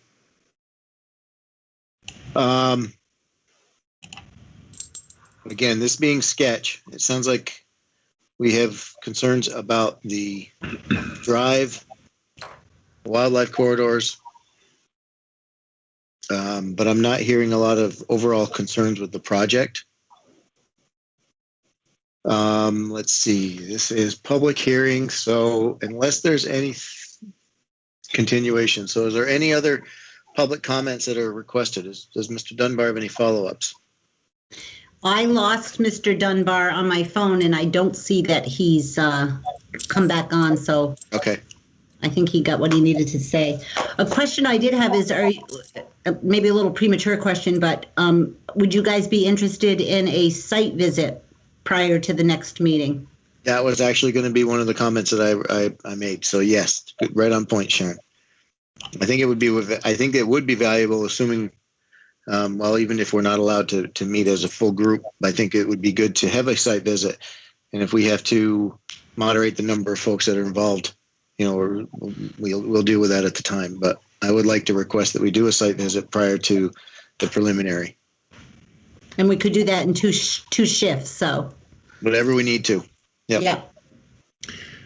This is Darren. Can I jump in for a couple quick things? Yes. On the issue of the driveway, I think a good suggestion would be to have the applicants work with the fire department and get sign off from them on any designs if they want to do the driveway on the steep slope. So that might be something you want to include in your findings or conditions. And obviously, Jeremy, you can weigh in on that. The other thing I want to mention on the public-private road issue is, and I apologize because this actually was included in the staff report, another approach that the commission can take is to use a waiver to allow public or private frontage for these lots to be created off a private road. And as John Alden said, there's a little bit of precedent there, but part of the consideration is that if this could ever be converted into a public road, the town is covered in terms of being able to provide the service to the lots that is needed. So that is another way to handle this as sort of an interim. Okay. Let's see. I just have another comment. This is Sharon. I also have concern about the precedent of not creating a lot on a new public road. So I think that's something we can work as well behind the scenes. I know preliminary is when they start spending a lot of money on big ticket items for development. So I guess I would encourage that we try to get that resolved between staff and before they get too deep into the money, I guess is what I'm trying to say. Although that video looked pretty expensive. I would think that we can capture the need for the resolution of the road, the resolution of the trail, the habitat concerns, all that in findings without having to create stipulations in sketch. Yeah, right. And I think, Jeremy, as long as you're clear that we'll want some granular discussions once we get to preliminary, that we'll leave you and staff the latitude to work on this. I appreciate that, Chairman. I think we can do that. So at this point, have we gotten any other public comment requests for public hearing, public input? I am not seeing any. This is Darren. Okay. So I would like to request a motion to close the public hearing. So moved. It's moved by Josh, seconded by whom? Shu. Seconded by Shu. Moved by Josh, seconded by Shu. All those in favor of closing the public hearing? Aye. Aye. Aye. Opposed? Public hearing is closed. Motion passes 7-0. Okay. Who wants to take a whack at this, at making this motion for sketch plan? John? I got a 1 in 3 chance of hitting that one. And we're all not going to respond. Oh, well, thanks, John Mangan. I appreciate you jumping on that. No, honestly, I'm not quite sure how to approach this one. Dave, you want to take a whack at it? It's sketch, remember? I know. Easy peasy motion. John, I was trying to give you a slow pitch, underhand softball.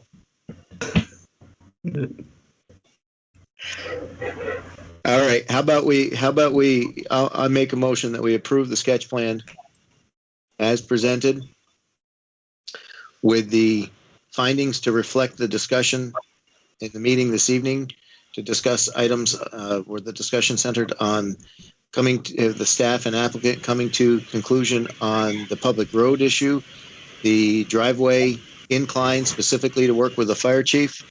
I want to make sure we don't have the confusion that we had on the previous application. Trail. And the trail and the acknowledgement of the potential habitat corridor or wildlife corridor concerns associated with it. David with the second.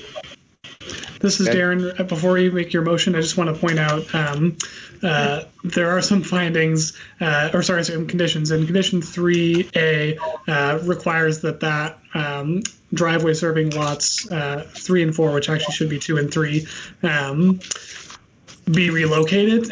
If you are not, we're going to require that, I'd suggest you remove that condition. I'm actually figuring that would be worked out by staff for presentation in the preliminary.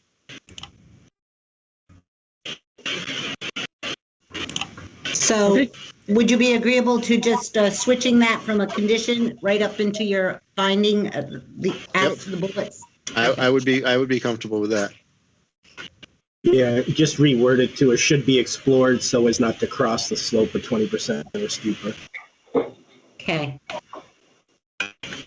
Should be explored. Got it. Thank you. Okay. So I made the motion. David, are you seconding that? Yes, sir. Okay. Any other discussion? And all those in favor? Ned, yea or nay? Aye. Aye. Josh? Aye. Shu?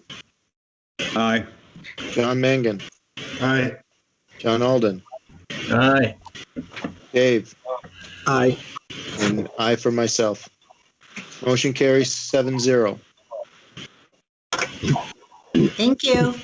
Thank you very much. I appreciate your time, and thank you for accommodating us via these technology. This was interesting. This is good. We're moving Thanks on. for your patience.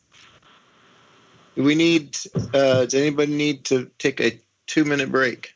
Yes. Okay. We're going to pause the meeting for 2 minutes. Everybody please go on mute and or video.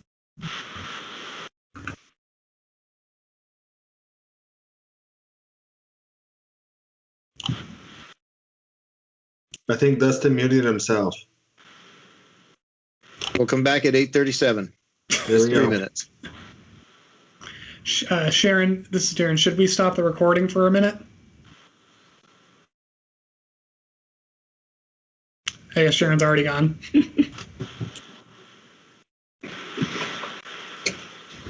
Can you pause it, or do you stop it and it becomes a new recording? That would be the only question that I have, Darren. Okay, so I think I would have to stop it and start it again. So we'll just keep it going. Yeah. Aaron, you want to leave it recording? Thank you, John. Yeah.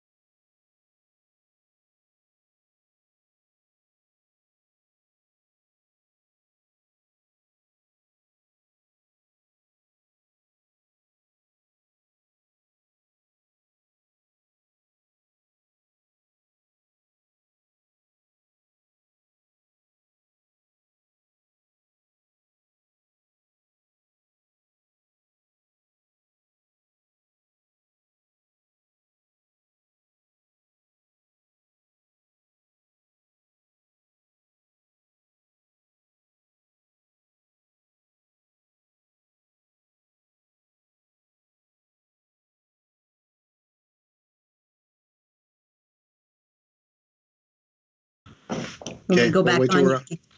Yep, we'll wait. You can make that statement when we're on. Hi, this is Uiso. I'm back. Okay. This is Darren. I'm back.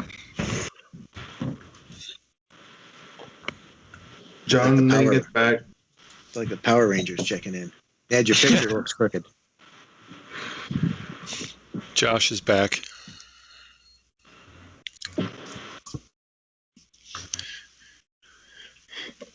So do we have the applicant on hand for this? Yes, Joel Page. Excellent. Hi, Joel. Paul O'Leary's here. Hi, Joel. Hi, Paul. And Joel and Paul, I've just, this is Darren. I've made you both presenters, so at the point where you're ready to share your screen, you should be able to do that. Super. Thank you. Let's see who we missing anybody? People. Shu, you back? Josh, you back? Yeah, I'm back. I'm back. Okay. And I think we're ready to rock and roll. So we are now on to the third item on our agenda, which is a conceptual discussion. This is Rick Bogue is proposing for 2 residential buildings totaling 30 apartment units and 1 mixed-use building, including 22 apartments and 6,000 square foot of commercial space located at Commonwealth and 10 Carmichael Street in the mixed-use commercial district and business design control overlay district. Darren, are you at a point where you can give us an overview of this? Yes, and also I will ask Uiso to feel free to chime in as well. Hang on a second, too, John. Just for the record, John Alden, you had to offer a comment on this, correct? Yes. So this is my office working on this project, so I will recuse myself from the proceedings. Do you have any objections to that? I'm good. Okay. So at this point, we are a commission of 6. Thank you, John, for bringing that up. Darren, you're on. Thanks, Dusty. As I said, we still feel free to chime in. And I'm going to share the plans for this application. So this is an application in the town center. It is buildings G, H1, and H, which have taken many iterations over the years. They're located at the corner of Commonwealth Avenue and Carmichael Street on the northwest side of that intersection. The applicant would like to focus tonight mostly on architectural design and general site layout, as opposed to any specific site criteria, although Paul, feel free to chime in on that as well. So in general, and let me pull up the renderings that were originally submitted. These show perspectives from the building looking to the northwest, roughly. And you can see there's the commercial space for building H, and that, which is right here. Building H1 and G are north along Carmichael Commonwealth Avenue. And this is a perspective from looking southwest. And again, you see buildings G, H1, and H. Looking mainly at architecture, staff feel that this is a well-articulated facade, but are somewhat concerned about the frontage of buildings H1 and G, the purely residential buildings. There's no main entrance in those buildings. On the frontage, the entrances are on the rear of those buildings. And in considering all the discussions we have had about the town center and creating a lively streetscape that is welcoming to pedestrians, this seems, even though it has some features that are interesting from the road, there isn't actually a place to enter those buildings that creates that sense of public realm from the street. We also feel that though the buildings are visually interesting, they're relatively large in mass, and the repetition And hold on a sec. I'm hearing a lot of background noise. I'm not sure who that is, but perhaps if you're not speaking, can you mute yourself for the moment? So picking up where I left off, we feel that the massing is fairly large, and the repetition of these architectural styles across the three buildings adds to that sense of it being an imposing street corner. It does, anchor the corner, but we would wonder if there's an opportunity to have a little more variation between the buildings, between each building, rather than having them all kind of look the same. We also note that the sidewalks are fairly narrow, and there's not a whole lot of accommodation for pedestrians or bikes. There's also not a lot of public realm in general on the site, so I'm going to go back to the site plan, which shows that there's parking in the rear and underneath some of the buildings, and there are sidewalks, and there's alleys between the buildings, but really there's not a whole lot of space for people to sort of use aside from getting from one place to another. We will note that the town green, as part of the master plan for this property, is proposed across the street, so that can help mitigate it, but because that's not there today, we want to see if there's an opportunity to have something more on site for these buildings that creates a little more interest for people being there. With that, I will check with Louisa if she wants to add anything, and then also pass back on to the commission. Yes, this is Louisa. I would also like to add that any residential along Commonwealth Avenue at the ground floor is likely a bad idea. People need personal space, and the fact that there will be no activity or opportunity for exchange, generally because of what are usually people's needs in an apartment. And actually, even from the layout, there were bedrooms along the there were bedrooms facing the street, which sort of suggests to me a fairly dead, inactive streetscape along that side. That said, if they want to put if they can put commercial along Commonwealth and have the residential units off of the back, I don't know that we'd have an objection to that, but I think that Commonwealth has to have a commercial edge. Thanks, Louisa. Commissioners, questions at this point for staff? Ned, you've never been this quiet on this one. No, this is Ned. I got a question, for Darren. He keeps going back to this 1986 design control standards, and yet if you look at this whole area up here and you look at the building that's proposed, it's no different than what we have 150 yards away at 7 Commonwealth. Or if you look at these buildings as a whole from Route 15, you see the same. So I'm not sure that going back to the 1986 and 35-year-old design standards is the best thing to hang our hat on. I do think that it may be moving in the right direction here, and some of the site locations could be improved to give us more street life. I would also like to see a little more space between the three buildings, so that the walkway is much more open. I think that would go a long way towards opening this up to the sort of user-friendly space. As to putting commercial versus residential on the ground floor, I think in part, I suspect that's driven by the economic times, and I would hesitate to force someone to fill these 3 buildings on the ground floor with commercial and then see the spaces sit empty. I think we see enough of that a little further down the road as they try to build out the Essex experience. That's it. Well, this is Louisa. I would just like to add that as I mentioned, I think that if they need housing on the ground floor, it's fine on the back. But I think that the town of Essex is putting a lot of time and money into the development of this main arterial through this site. And I think it's a really important street not to be activated by ground floor commercial space. And I mean, I can put together some information sort of outlining the importance of commercial space at the ground level, but I feel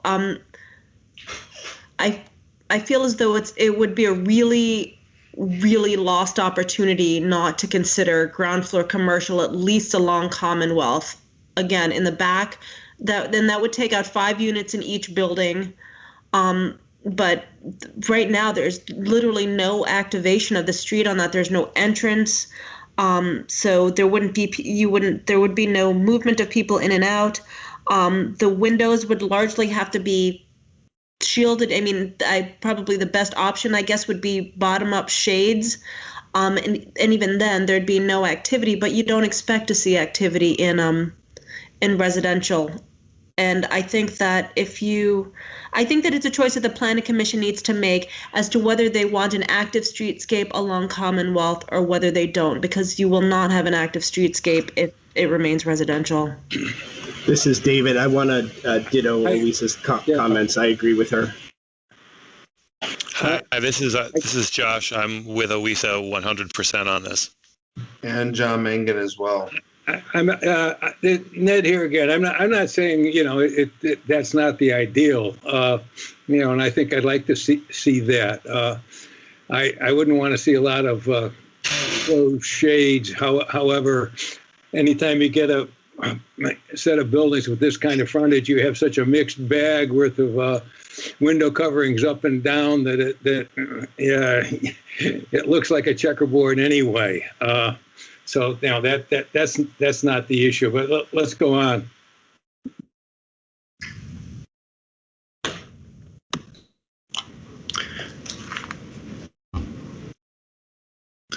Dusty, are you trying to talk? Thank you, Darren. Thank you. I wanted to just remind everybody that we haven't heard from the applicants on this yet. So let's make sure the rest of the commission has had their say for staff, and kind of sounds like we have. So unless there's any other comments we want to throw in, I'd like to ask Joel and Paul to step in. Yeah, I'll go first, Joel. We've had a lot of history with this project in these buildings, especially if you look at the master plan and you see the row of revisions. We've also been through a lot of planners. The buildings in here have moved away from the street, back to the street. Now they're talking about moving away again. We've gone with 5-foot sidewalks, 7-foot sidewalks, 10-foot sidewalks. Everybody has an opinion about what this thing should look like. The current layout shows what the last approval is. The sidewalk in the front is 7 feet wide. That's what we all agreed to and we approved. Basically, we've gone from 2 buildings down to 3 buildings. Previously, Mr. Bove used Michelle Dufresne as an architect. Michelle's retired. Mr. Bove is very happy with the job that Scott and Partners did on Building O across the street or on Carmichael. Building O, as you probably recall, has Timberline Dental on the first floor, then has 2 stories of apartment buildings above it. I'm sure you're all aware of the difficulty in leasing commercial space in Essex. We can talk about the 5 corners, how much vacancy we still have down there. We can look at the Essex experience and the problem they've had there. And certainly we'd love it if we could rent this commercial space, but we can't. So to think that we would have commercial space all along Commonwealth essentially just means that Mr. Bove likely won't construct any buildings in the near future. Now, when Mr. Bove changed to Scott and Partners, we thought that it would be prudent to come back in front of the board and review the architecture of those 3 buildings before we moved forward and came back in for approval of the site plan. So at this point, I'll kick it over to Joel, and I'll let Joel talk about the buildings. Sure. Thank you. Thanks, everybody. Appreciate you taking the time to look at our project. First, I think Paul is right on with what Rick is thinking, and the challenges we've had with the smaller types of commercial space and trying to rent those out. It's very difficult. And I appreciate the desire to have that feeling of this connected walkway along Commonwealth Avenue. But if you look at the entire complex, you would have if let's say we had access from apartments to the street, you would have one small area of the entire complex that would have those. And I don't think that would be very welcoming if you were to live there. So the design we had, we think, works best with the general feel of the area. I also pulled up a site map on Google Earth of that the whole Essex complex, and it's worth doing at some point because you can look at the magnitude and extent of pavement that you have. There's very little green space. So I think in a bigger picture, that's something that might want to be looked at in the long run. And I don't think the nature of where our site is we have enough space to be able to put green space on it. It's very tight, and to fit the buildings that make the pro forma work would be a challenge. The buildings themselves, materials can be changed. The general size and massing is what we thought might work best in that area. And if I can share my screen, we did a couple of perspectives that tie into some of the related close by buildings. Hopefully I can... Joel, this is Darren. I've stopped sharing, so you go ahead. Okay, let's see if I can do it. This is sort of I don't even know if I've lost it or if I've found them. Let me see if I can find those again here. Here they are. Can you see that?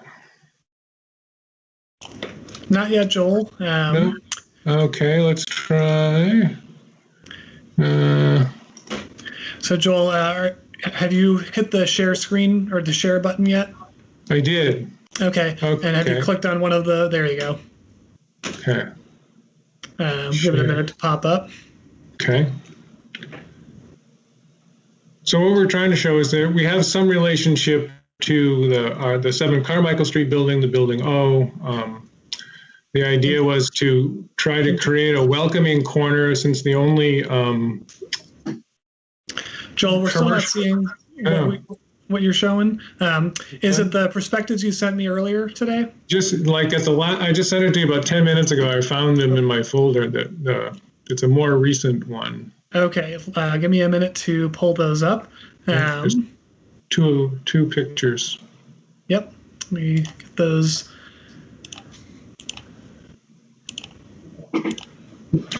Apologize for that. That's okay. This is my first public meeting like this, so on the web, so it's kind of interesting. We're all learning. Welcome to the fun. It's amazing how we adapt. So. All right, let me try this. So Joel, I've got 2 things that you sent me. Let me know which one you want of these 2. Okay, we can go to either one.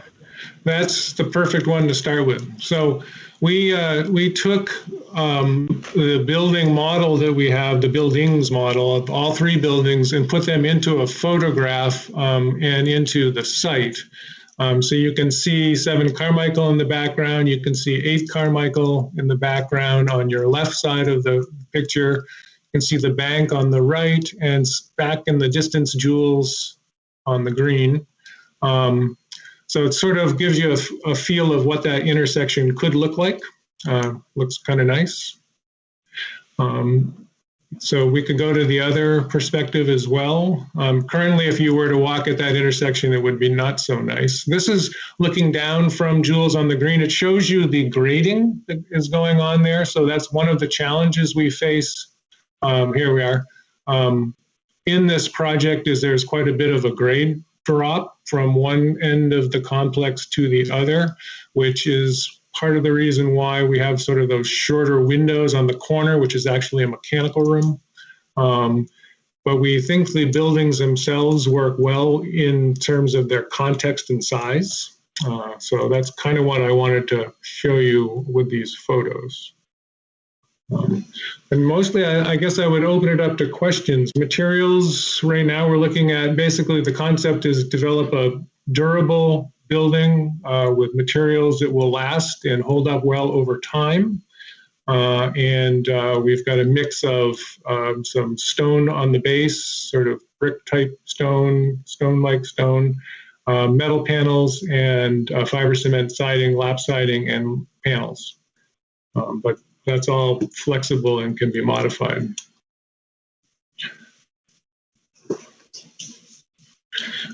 So I'm open to answering questions if there are any. Commissioners, questions? Ned, I'm going to start with you. No questions at this time. No,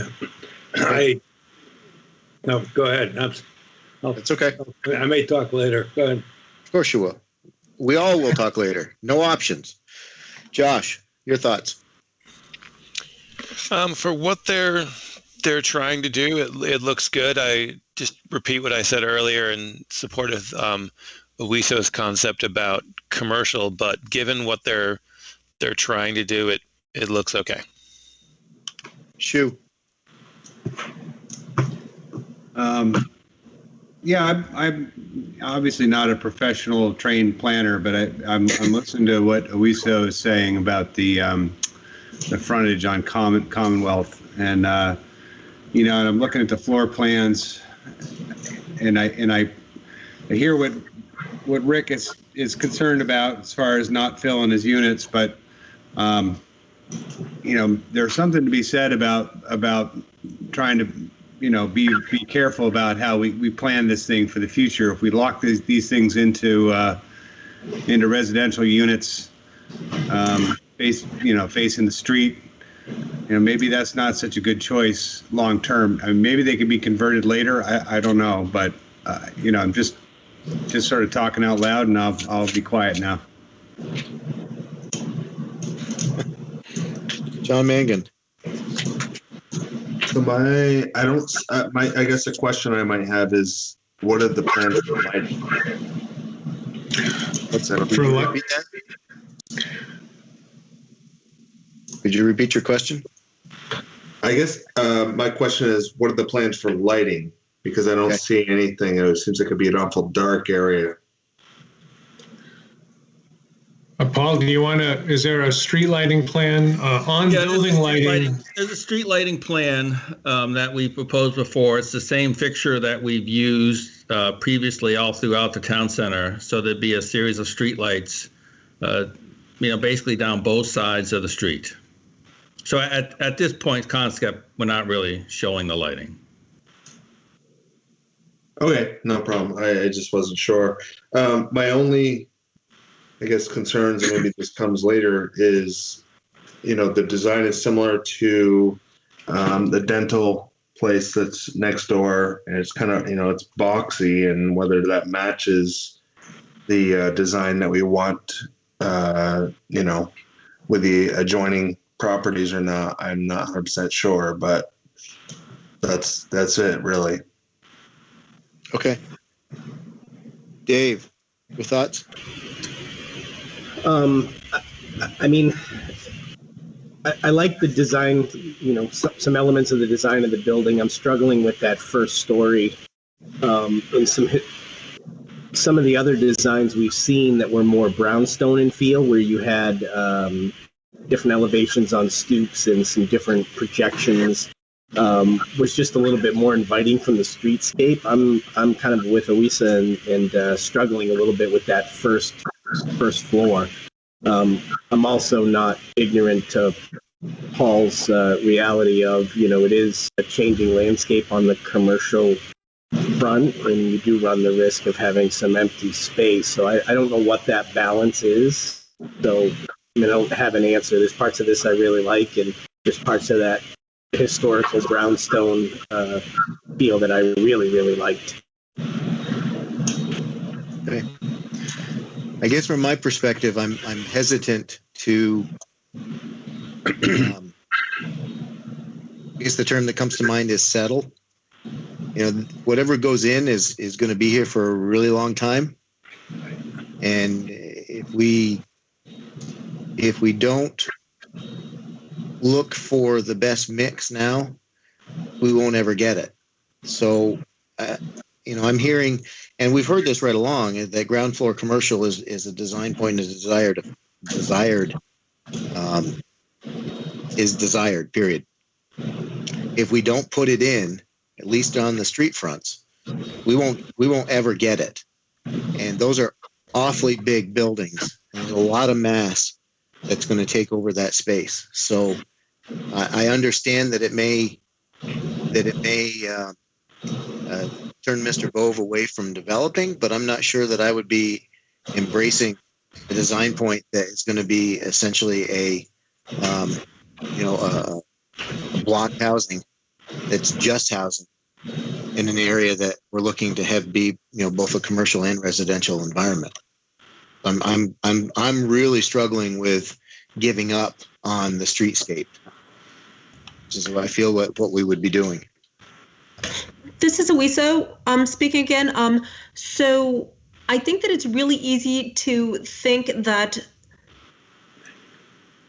commercial will be a struggle at this point in time, but in fact, the area isn't built out, and a project that is coming down the pike is a big art installation down the street. And I think that as the area builds out, I think you're going to find that there's going to be a lot of interest. There are going to be a lot of visitors to the site, and I think that this main promenade is going to be crucial to creating the type of space that we want.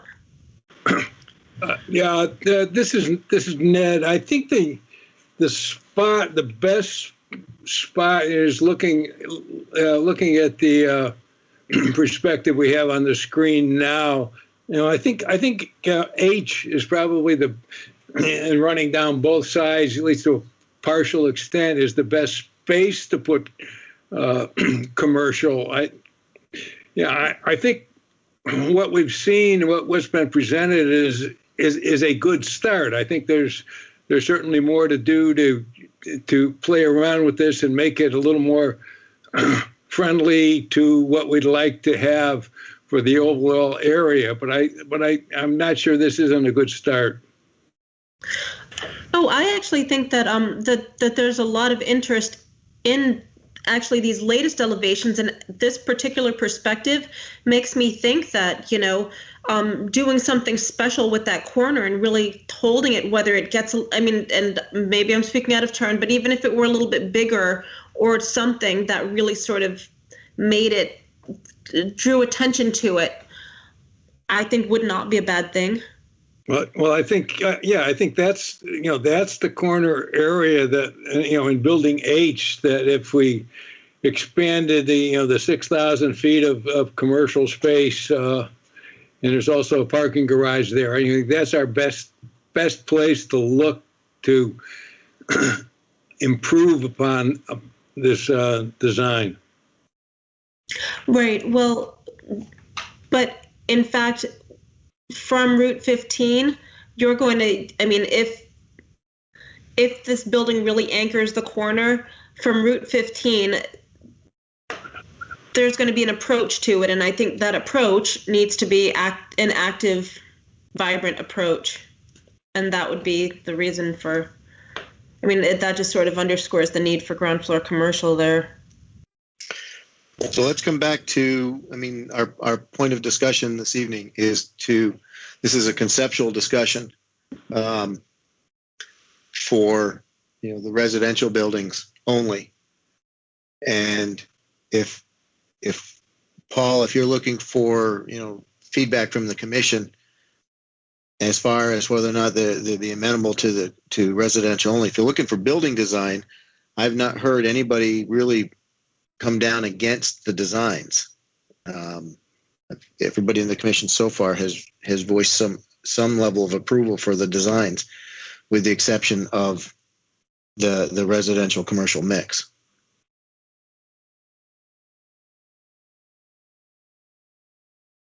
So I'm not sure at this stage. Commissioners, let's go around the horn and just get a touch base on this a little bit.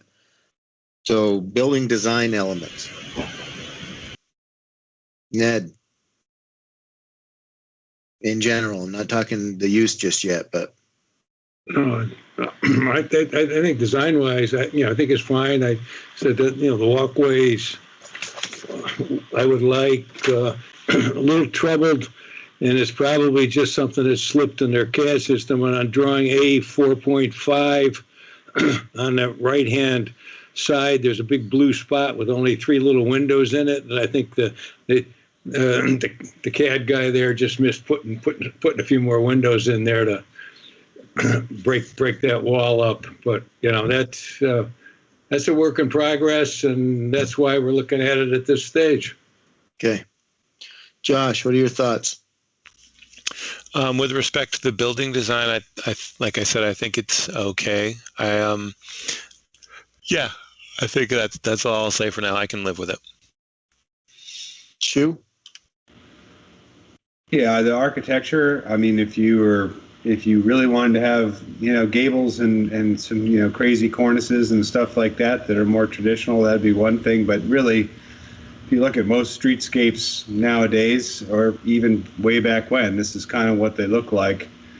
And I think what I really like is before I saw these better color shots, I really like the palette that's being presented. We could tweak it a little bit, but it's certainly a lot better than all gray or all white or something in between. So this is I like it. It looks good.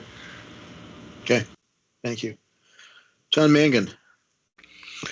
So my only concern is this is similar to the building that Timberlane Dental Group is in, very similar. And if you look at that right now, every window is basically blocked out for whatever reason. I think because of lighting or something. I don't know what that was, but that is basically a vacant corner that nobody walks, nobody, has any interest in going on. So I'd hate to see that happen in this area as well. So just keeping that in mind, I do agree completely that bottom level, I think as a commercial area, is extremely important. Making smaller areas that are open to the public. So maybe it's just a matter of the dental practice being a different kind of business, but I think having something in there that's going to welcome people in is going to be critical. Aside from that, that's really the biggest concern I have. Dave, what are your thoughts? Ditto to the last couple sets of comments. Yeah. Okay. This is Darren. Dusty, can I jump in with a couple quick thoughts? Absolutely.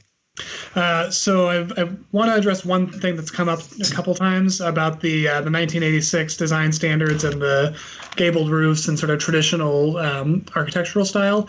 Staff took that perspective because that's what our regulations currently require.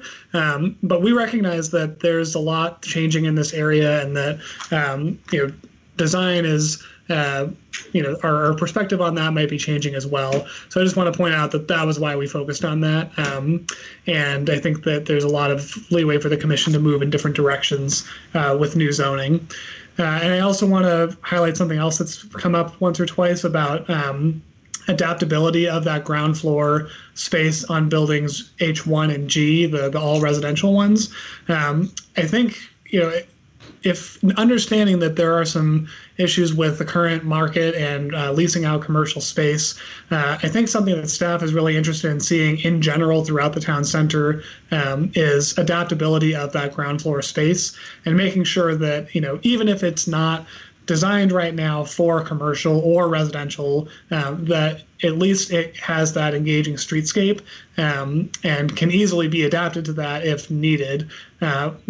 When these buildings don't have any entrances planned at all, it makes it really hard to put a new door in somewhere that it just is already set up for a different ingress and egress. So whether it's doors, whether it's some sort of arcade or any sort of frontage element, we would encourage something there that could be adapted in the future.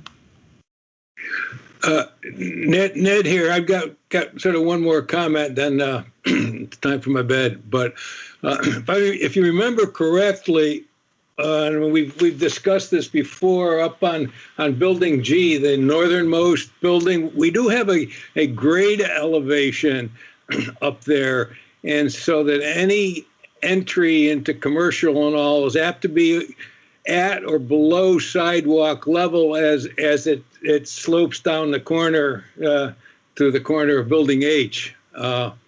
It's just the consideration as they go and design this as to how they deal with that, so that we're not, so you're not looking out the windows of those spaces at people's feet walking by on the sidewalk. We need to get around that somehow. And just to jump in again, this is Darren. The ETC Next Design Guide has some great examples of frontage types, including forecourts and stoops that might be incorporated into this to give it that sense of permeability while dealing with those grade changes. Well, I just want to see it because we've had this discussion of that corner before and those elevations, and we just all need to be aware of it. So Darren and Paul, specifically, what are you looking for out of us this evening? Anything beyond the discussion that we've been having? No, not really. To comment again on the commercial space, we've been there a lot before. It's not only is it difficult to lease, it's difficult to build. For instance, if you go for financing on a building and you have commercial space, before you can get a loan from a bank, you have to show that commercial space is 100% leased.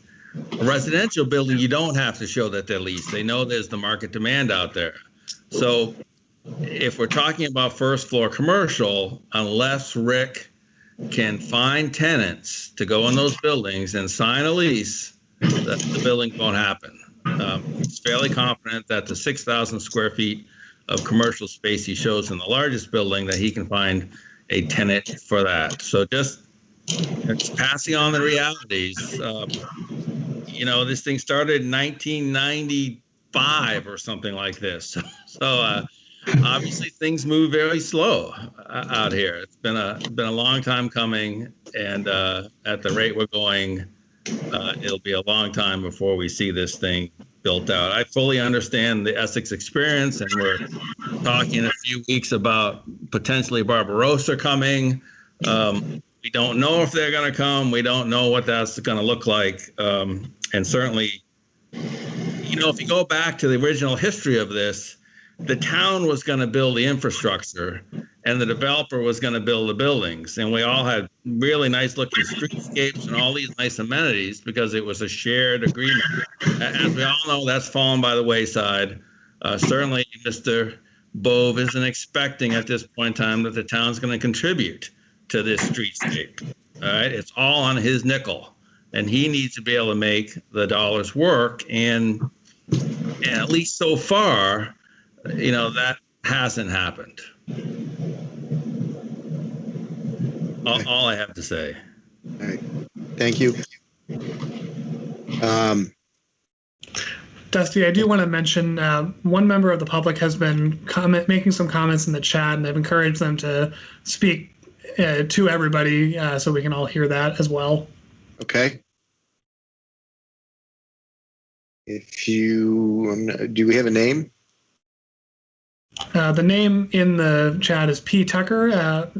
P. Tucker, if you would like to speak now would be the time. If you are unable to speak, let us know in the chat, and I'll just pass on your comments that you've made so far. And provide your address, please.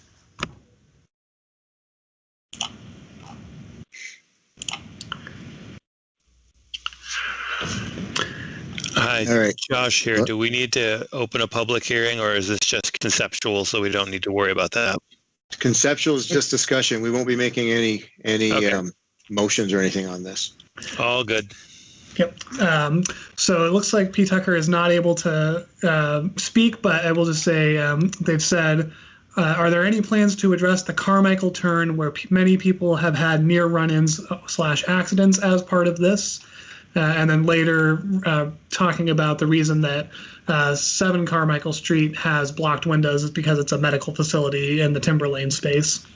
And real quick, I also want to mention Patrick Sheld would like to make some comments, but I don't know if we want to address the Carmichael turn and accidents first. Well, I would think the Carmichael turn, I mean, what's there now is not what the design is going to be when this is built out. I mean, I think that's a given from this description or from the plan that's on the.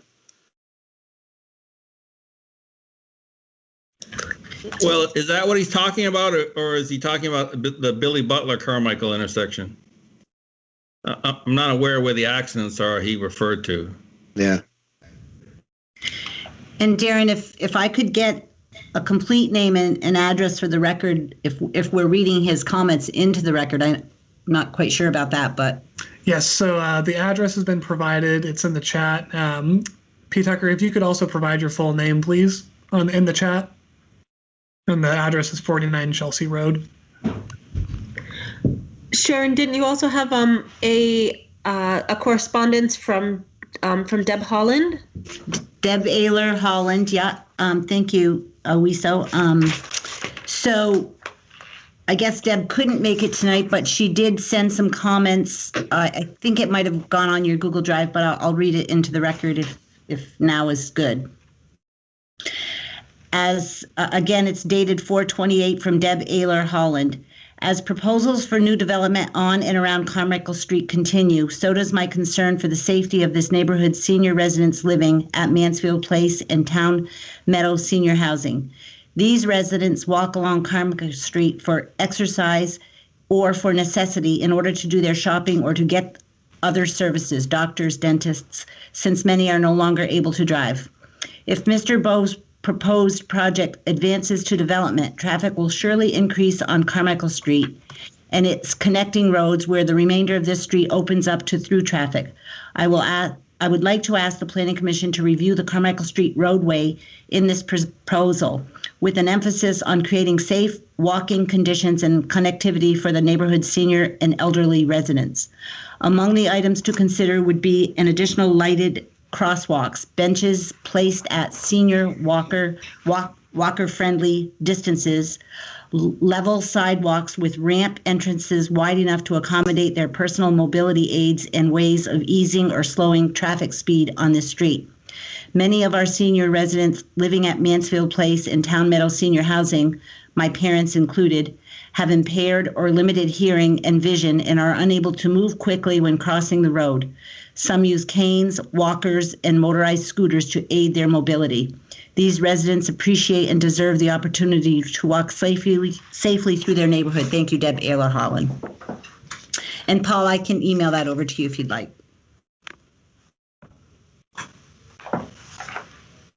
Okay, so at this point, unless there's additional commentary, I'd like to wrap up this discussion on the this conceptual discussion. I think we've had a good back and forth, on the points, and Paul, it is what it is.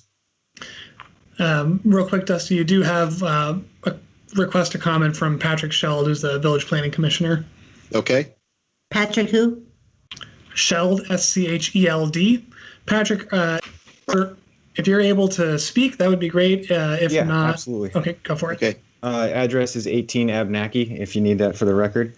Patrick, but before you get going, just since, were you here at the beginning when we?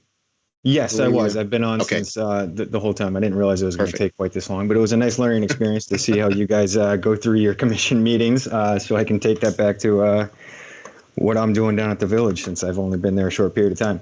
No, I just wanted to really appreciate the commission's point of view and Awisa's point of view on the commercial space on the first floor.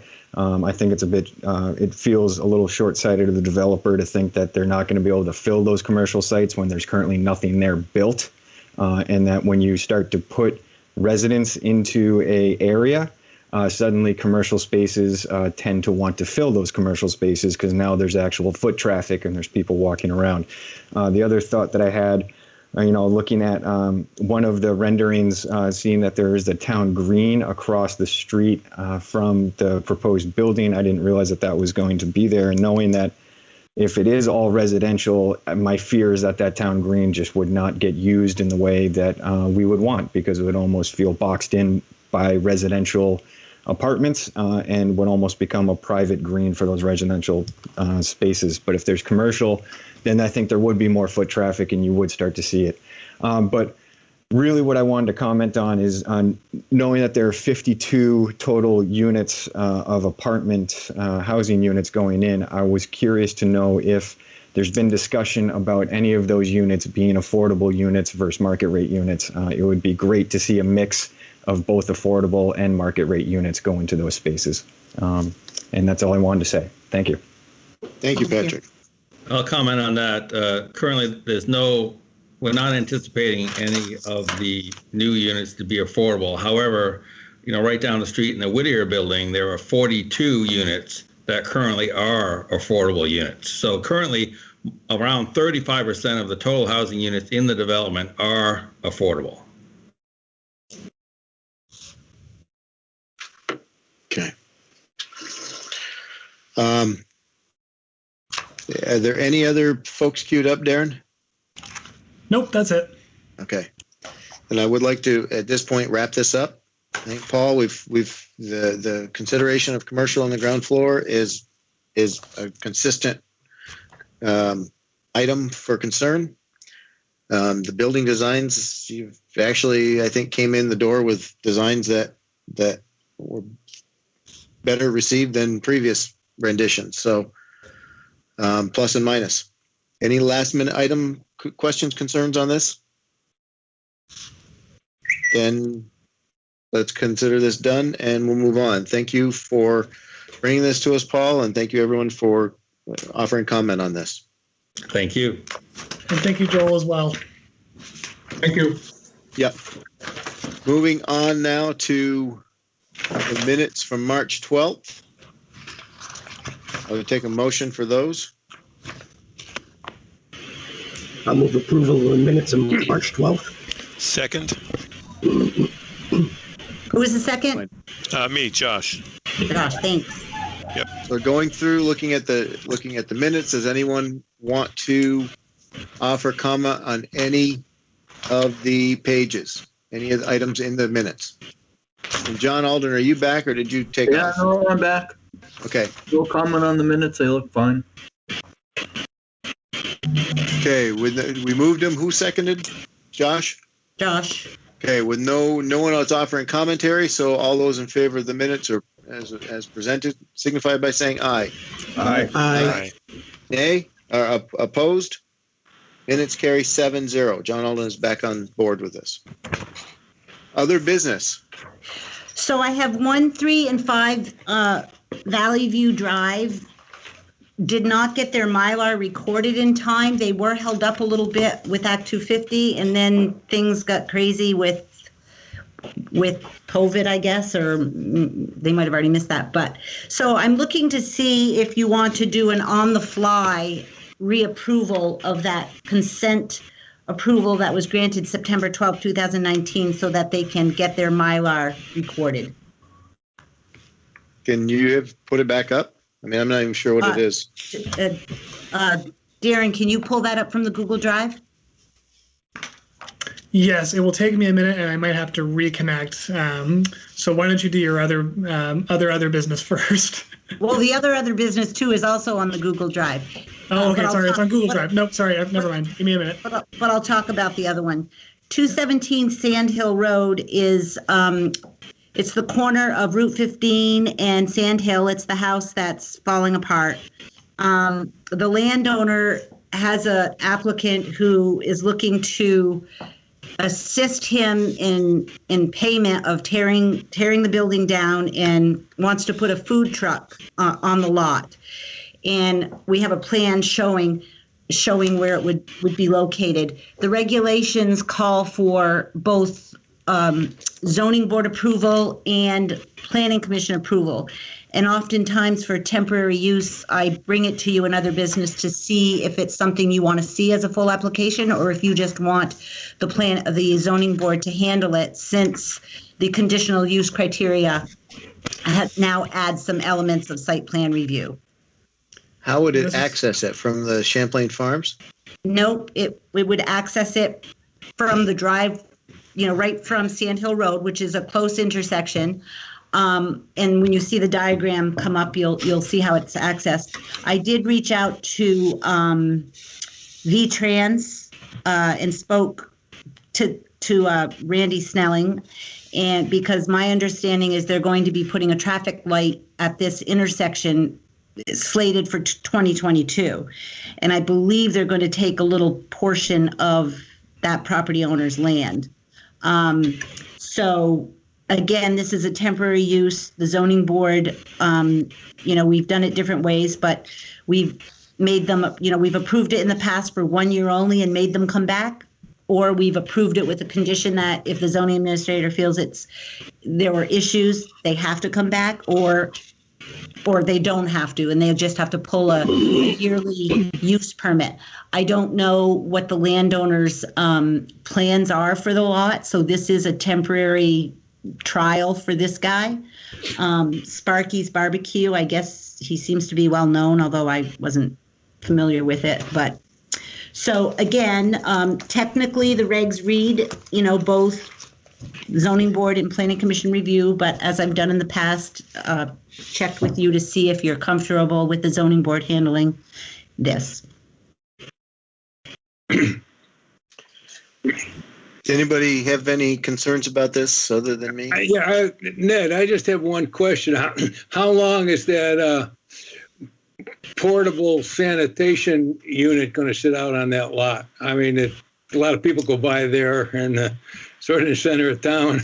Yeah. So the story behind the scenes there is last year, the landowner had everything. He had bulldozer, he had the dumpsters there, and he was all set to tear down. And somebody called in a complaint to the environmental state office, and he was told to stop, do no work, and they had to test for asbestos and lead paint, which proved to be positive. So that was a huge expense. According to him, he's told me it was close to like $50,000. So he was going to wait, I guess, because I don't know why. So now this guy came on and he's willing to split the cost of the removal of the house. And otherwise he'll just, if it doesn't happen and it doesn't get approval, or for whatever reasons, he'll just wait longer. So, and I told the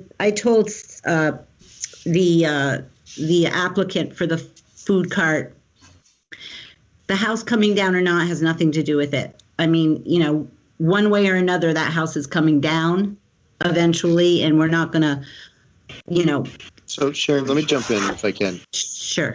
I'm looking at this plan that's on the screen.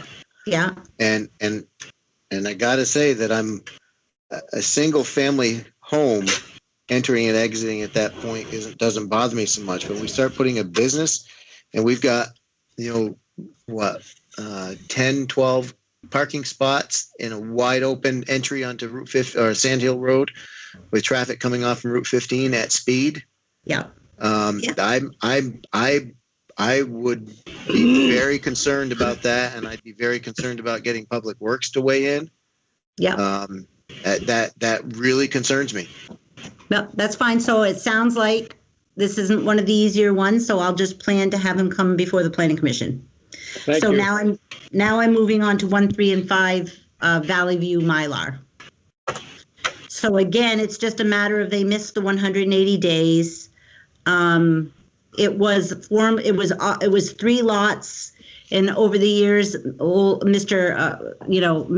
Marcotte, who is now gone, Bob Marcotte, decided he wanted to have more land for his own personal residence, so he subdivided and created into 2 lots. And now that anyhow, they were at the point where the Suns wanted to just resume it back to 3 lots, and you granted that approval on the 12th of September 2019. But they did miss the Mylar deadline, so either we can have them come back in and reapprove consent formally, or we can do an other business type reapproval so the Mylar can get recorded. Does anybody have any concerns about this? No. No. No. We've already approved it once. If not, somebody wants to offer a motion to just extend the approval to allow for the filing of the Mylar. I move we extend the approval. Second. Johnny. All those in favor? Aye. Aye. Sharon, do you need us to put a time frame on that? No, I'll just give it the 1-year extension. Okay. Very good. Thank you.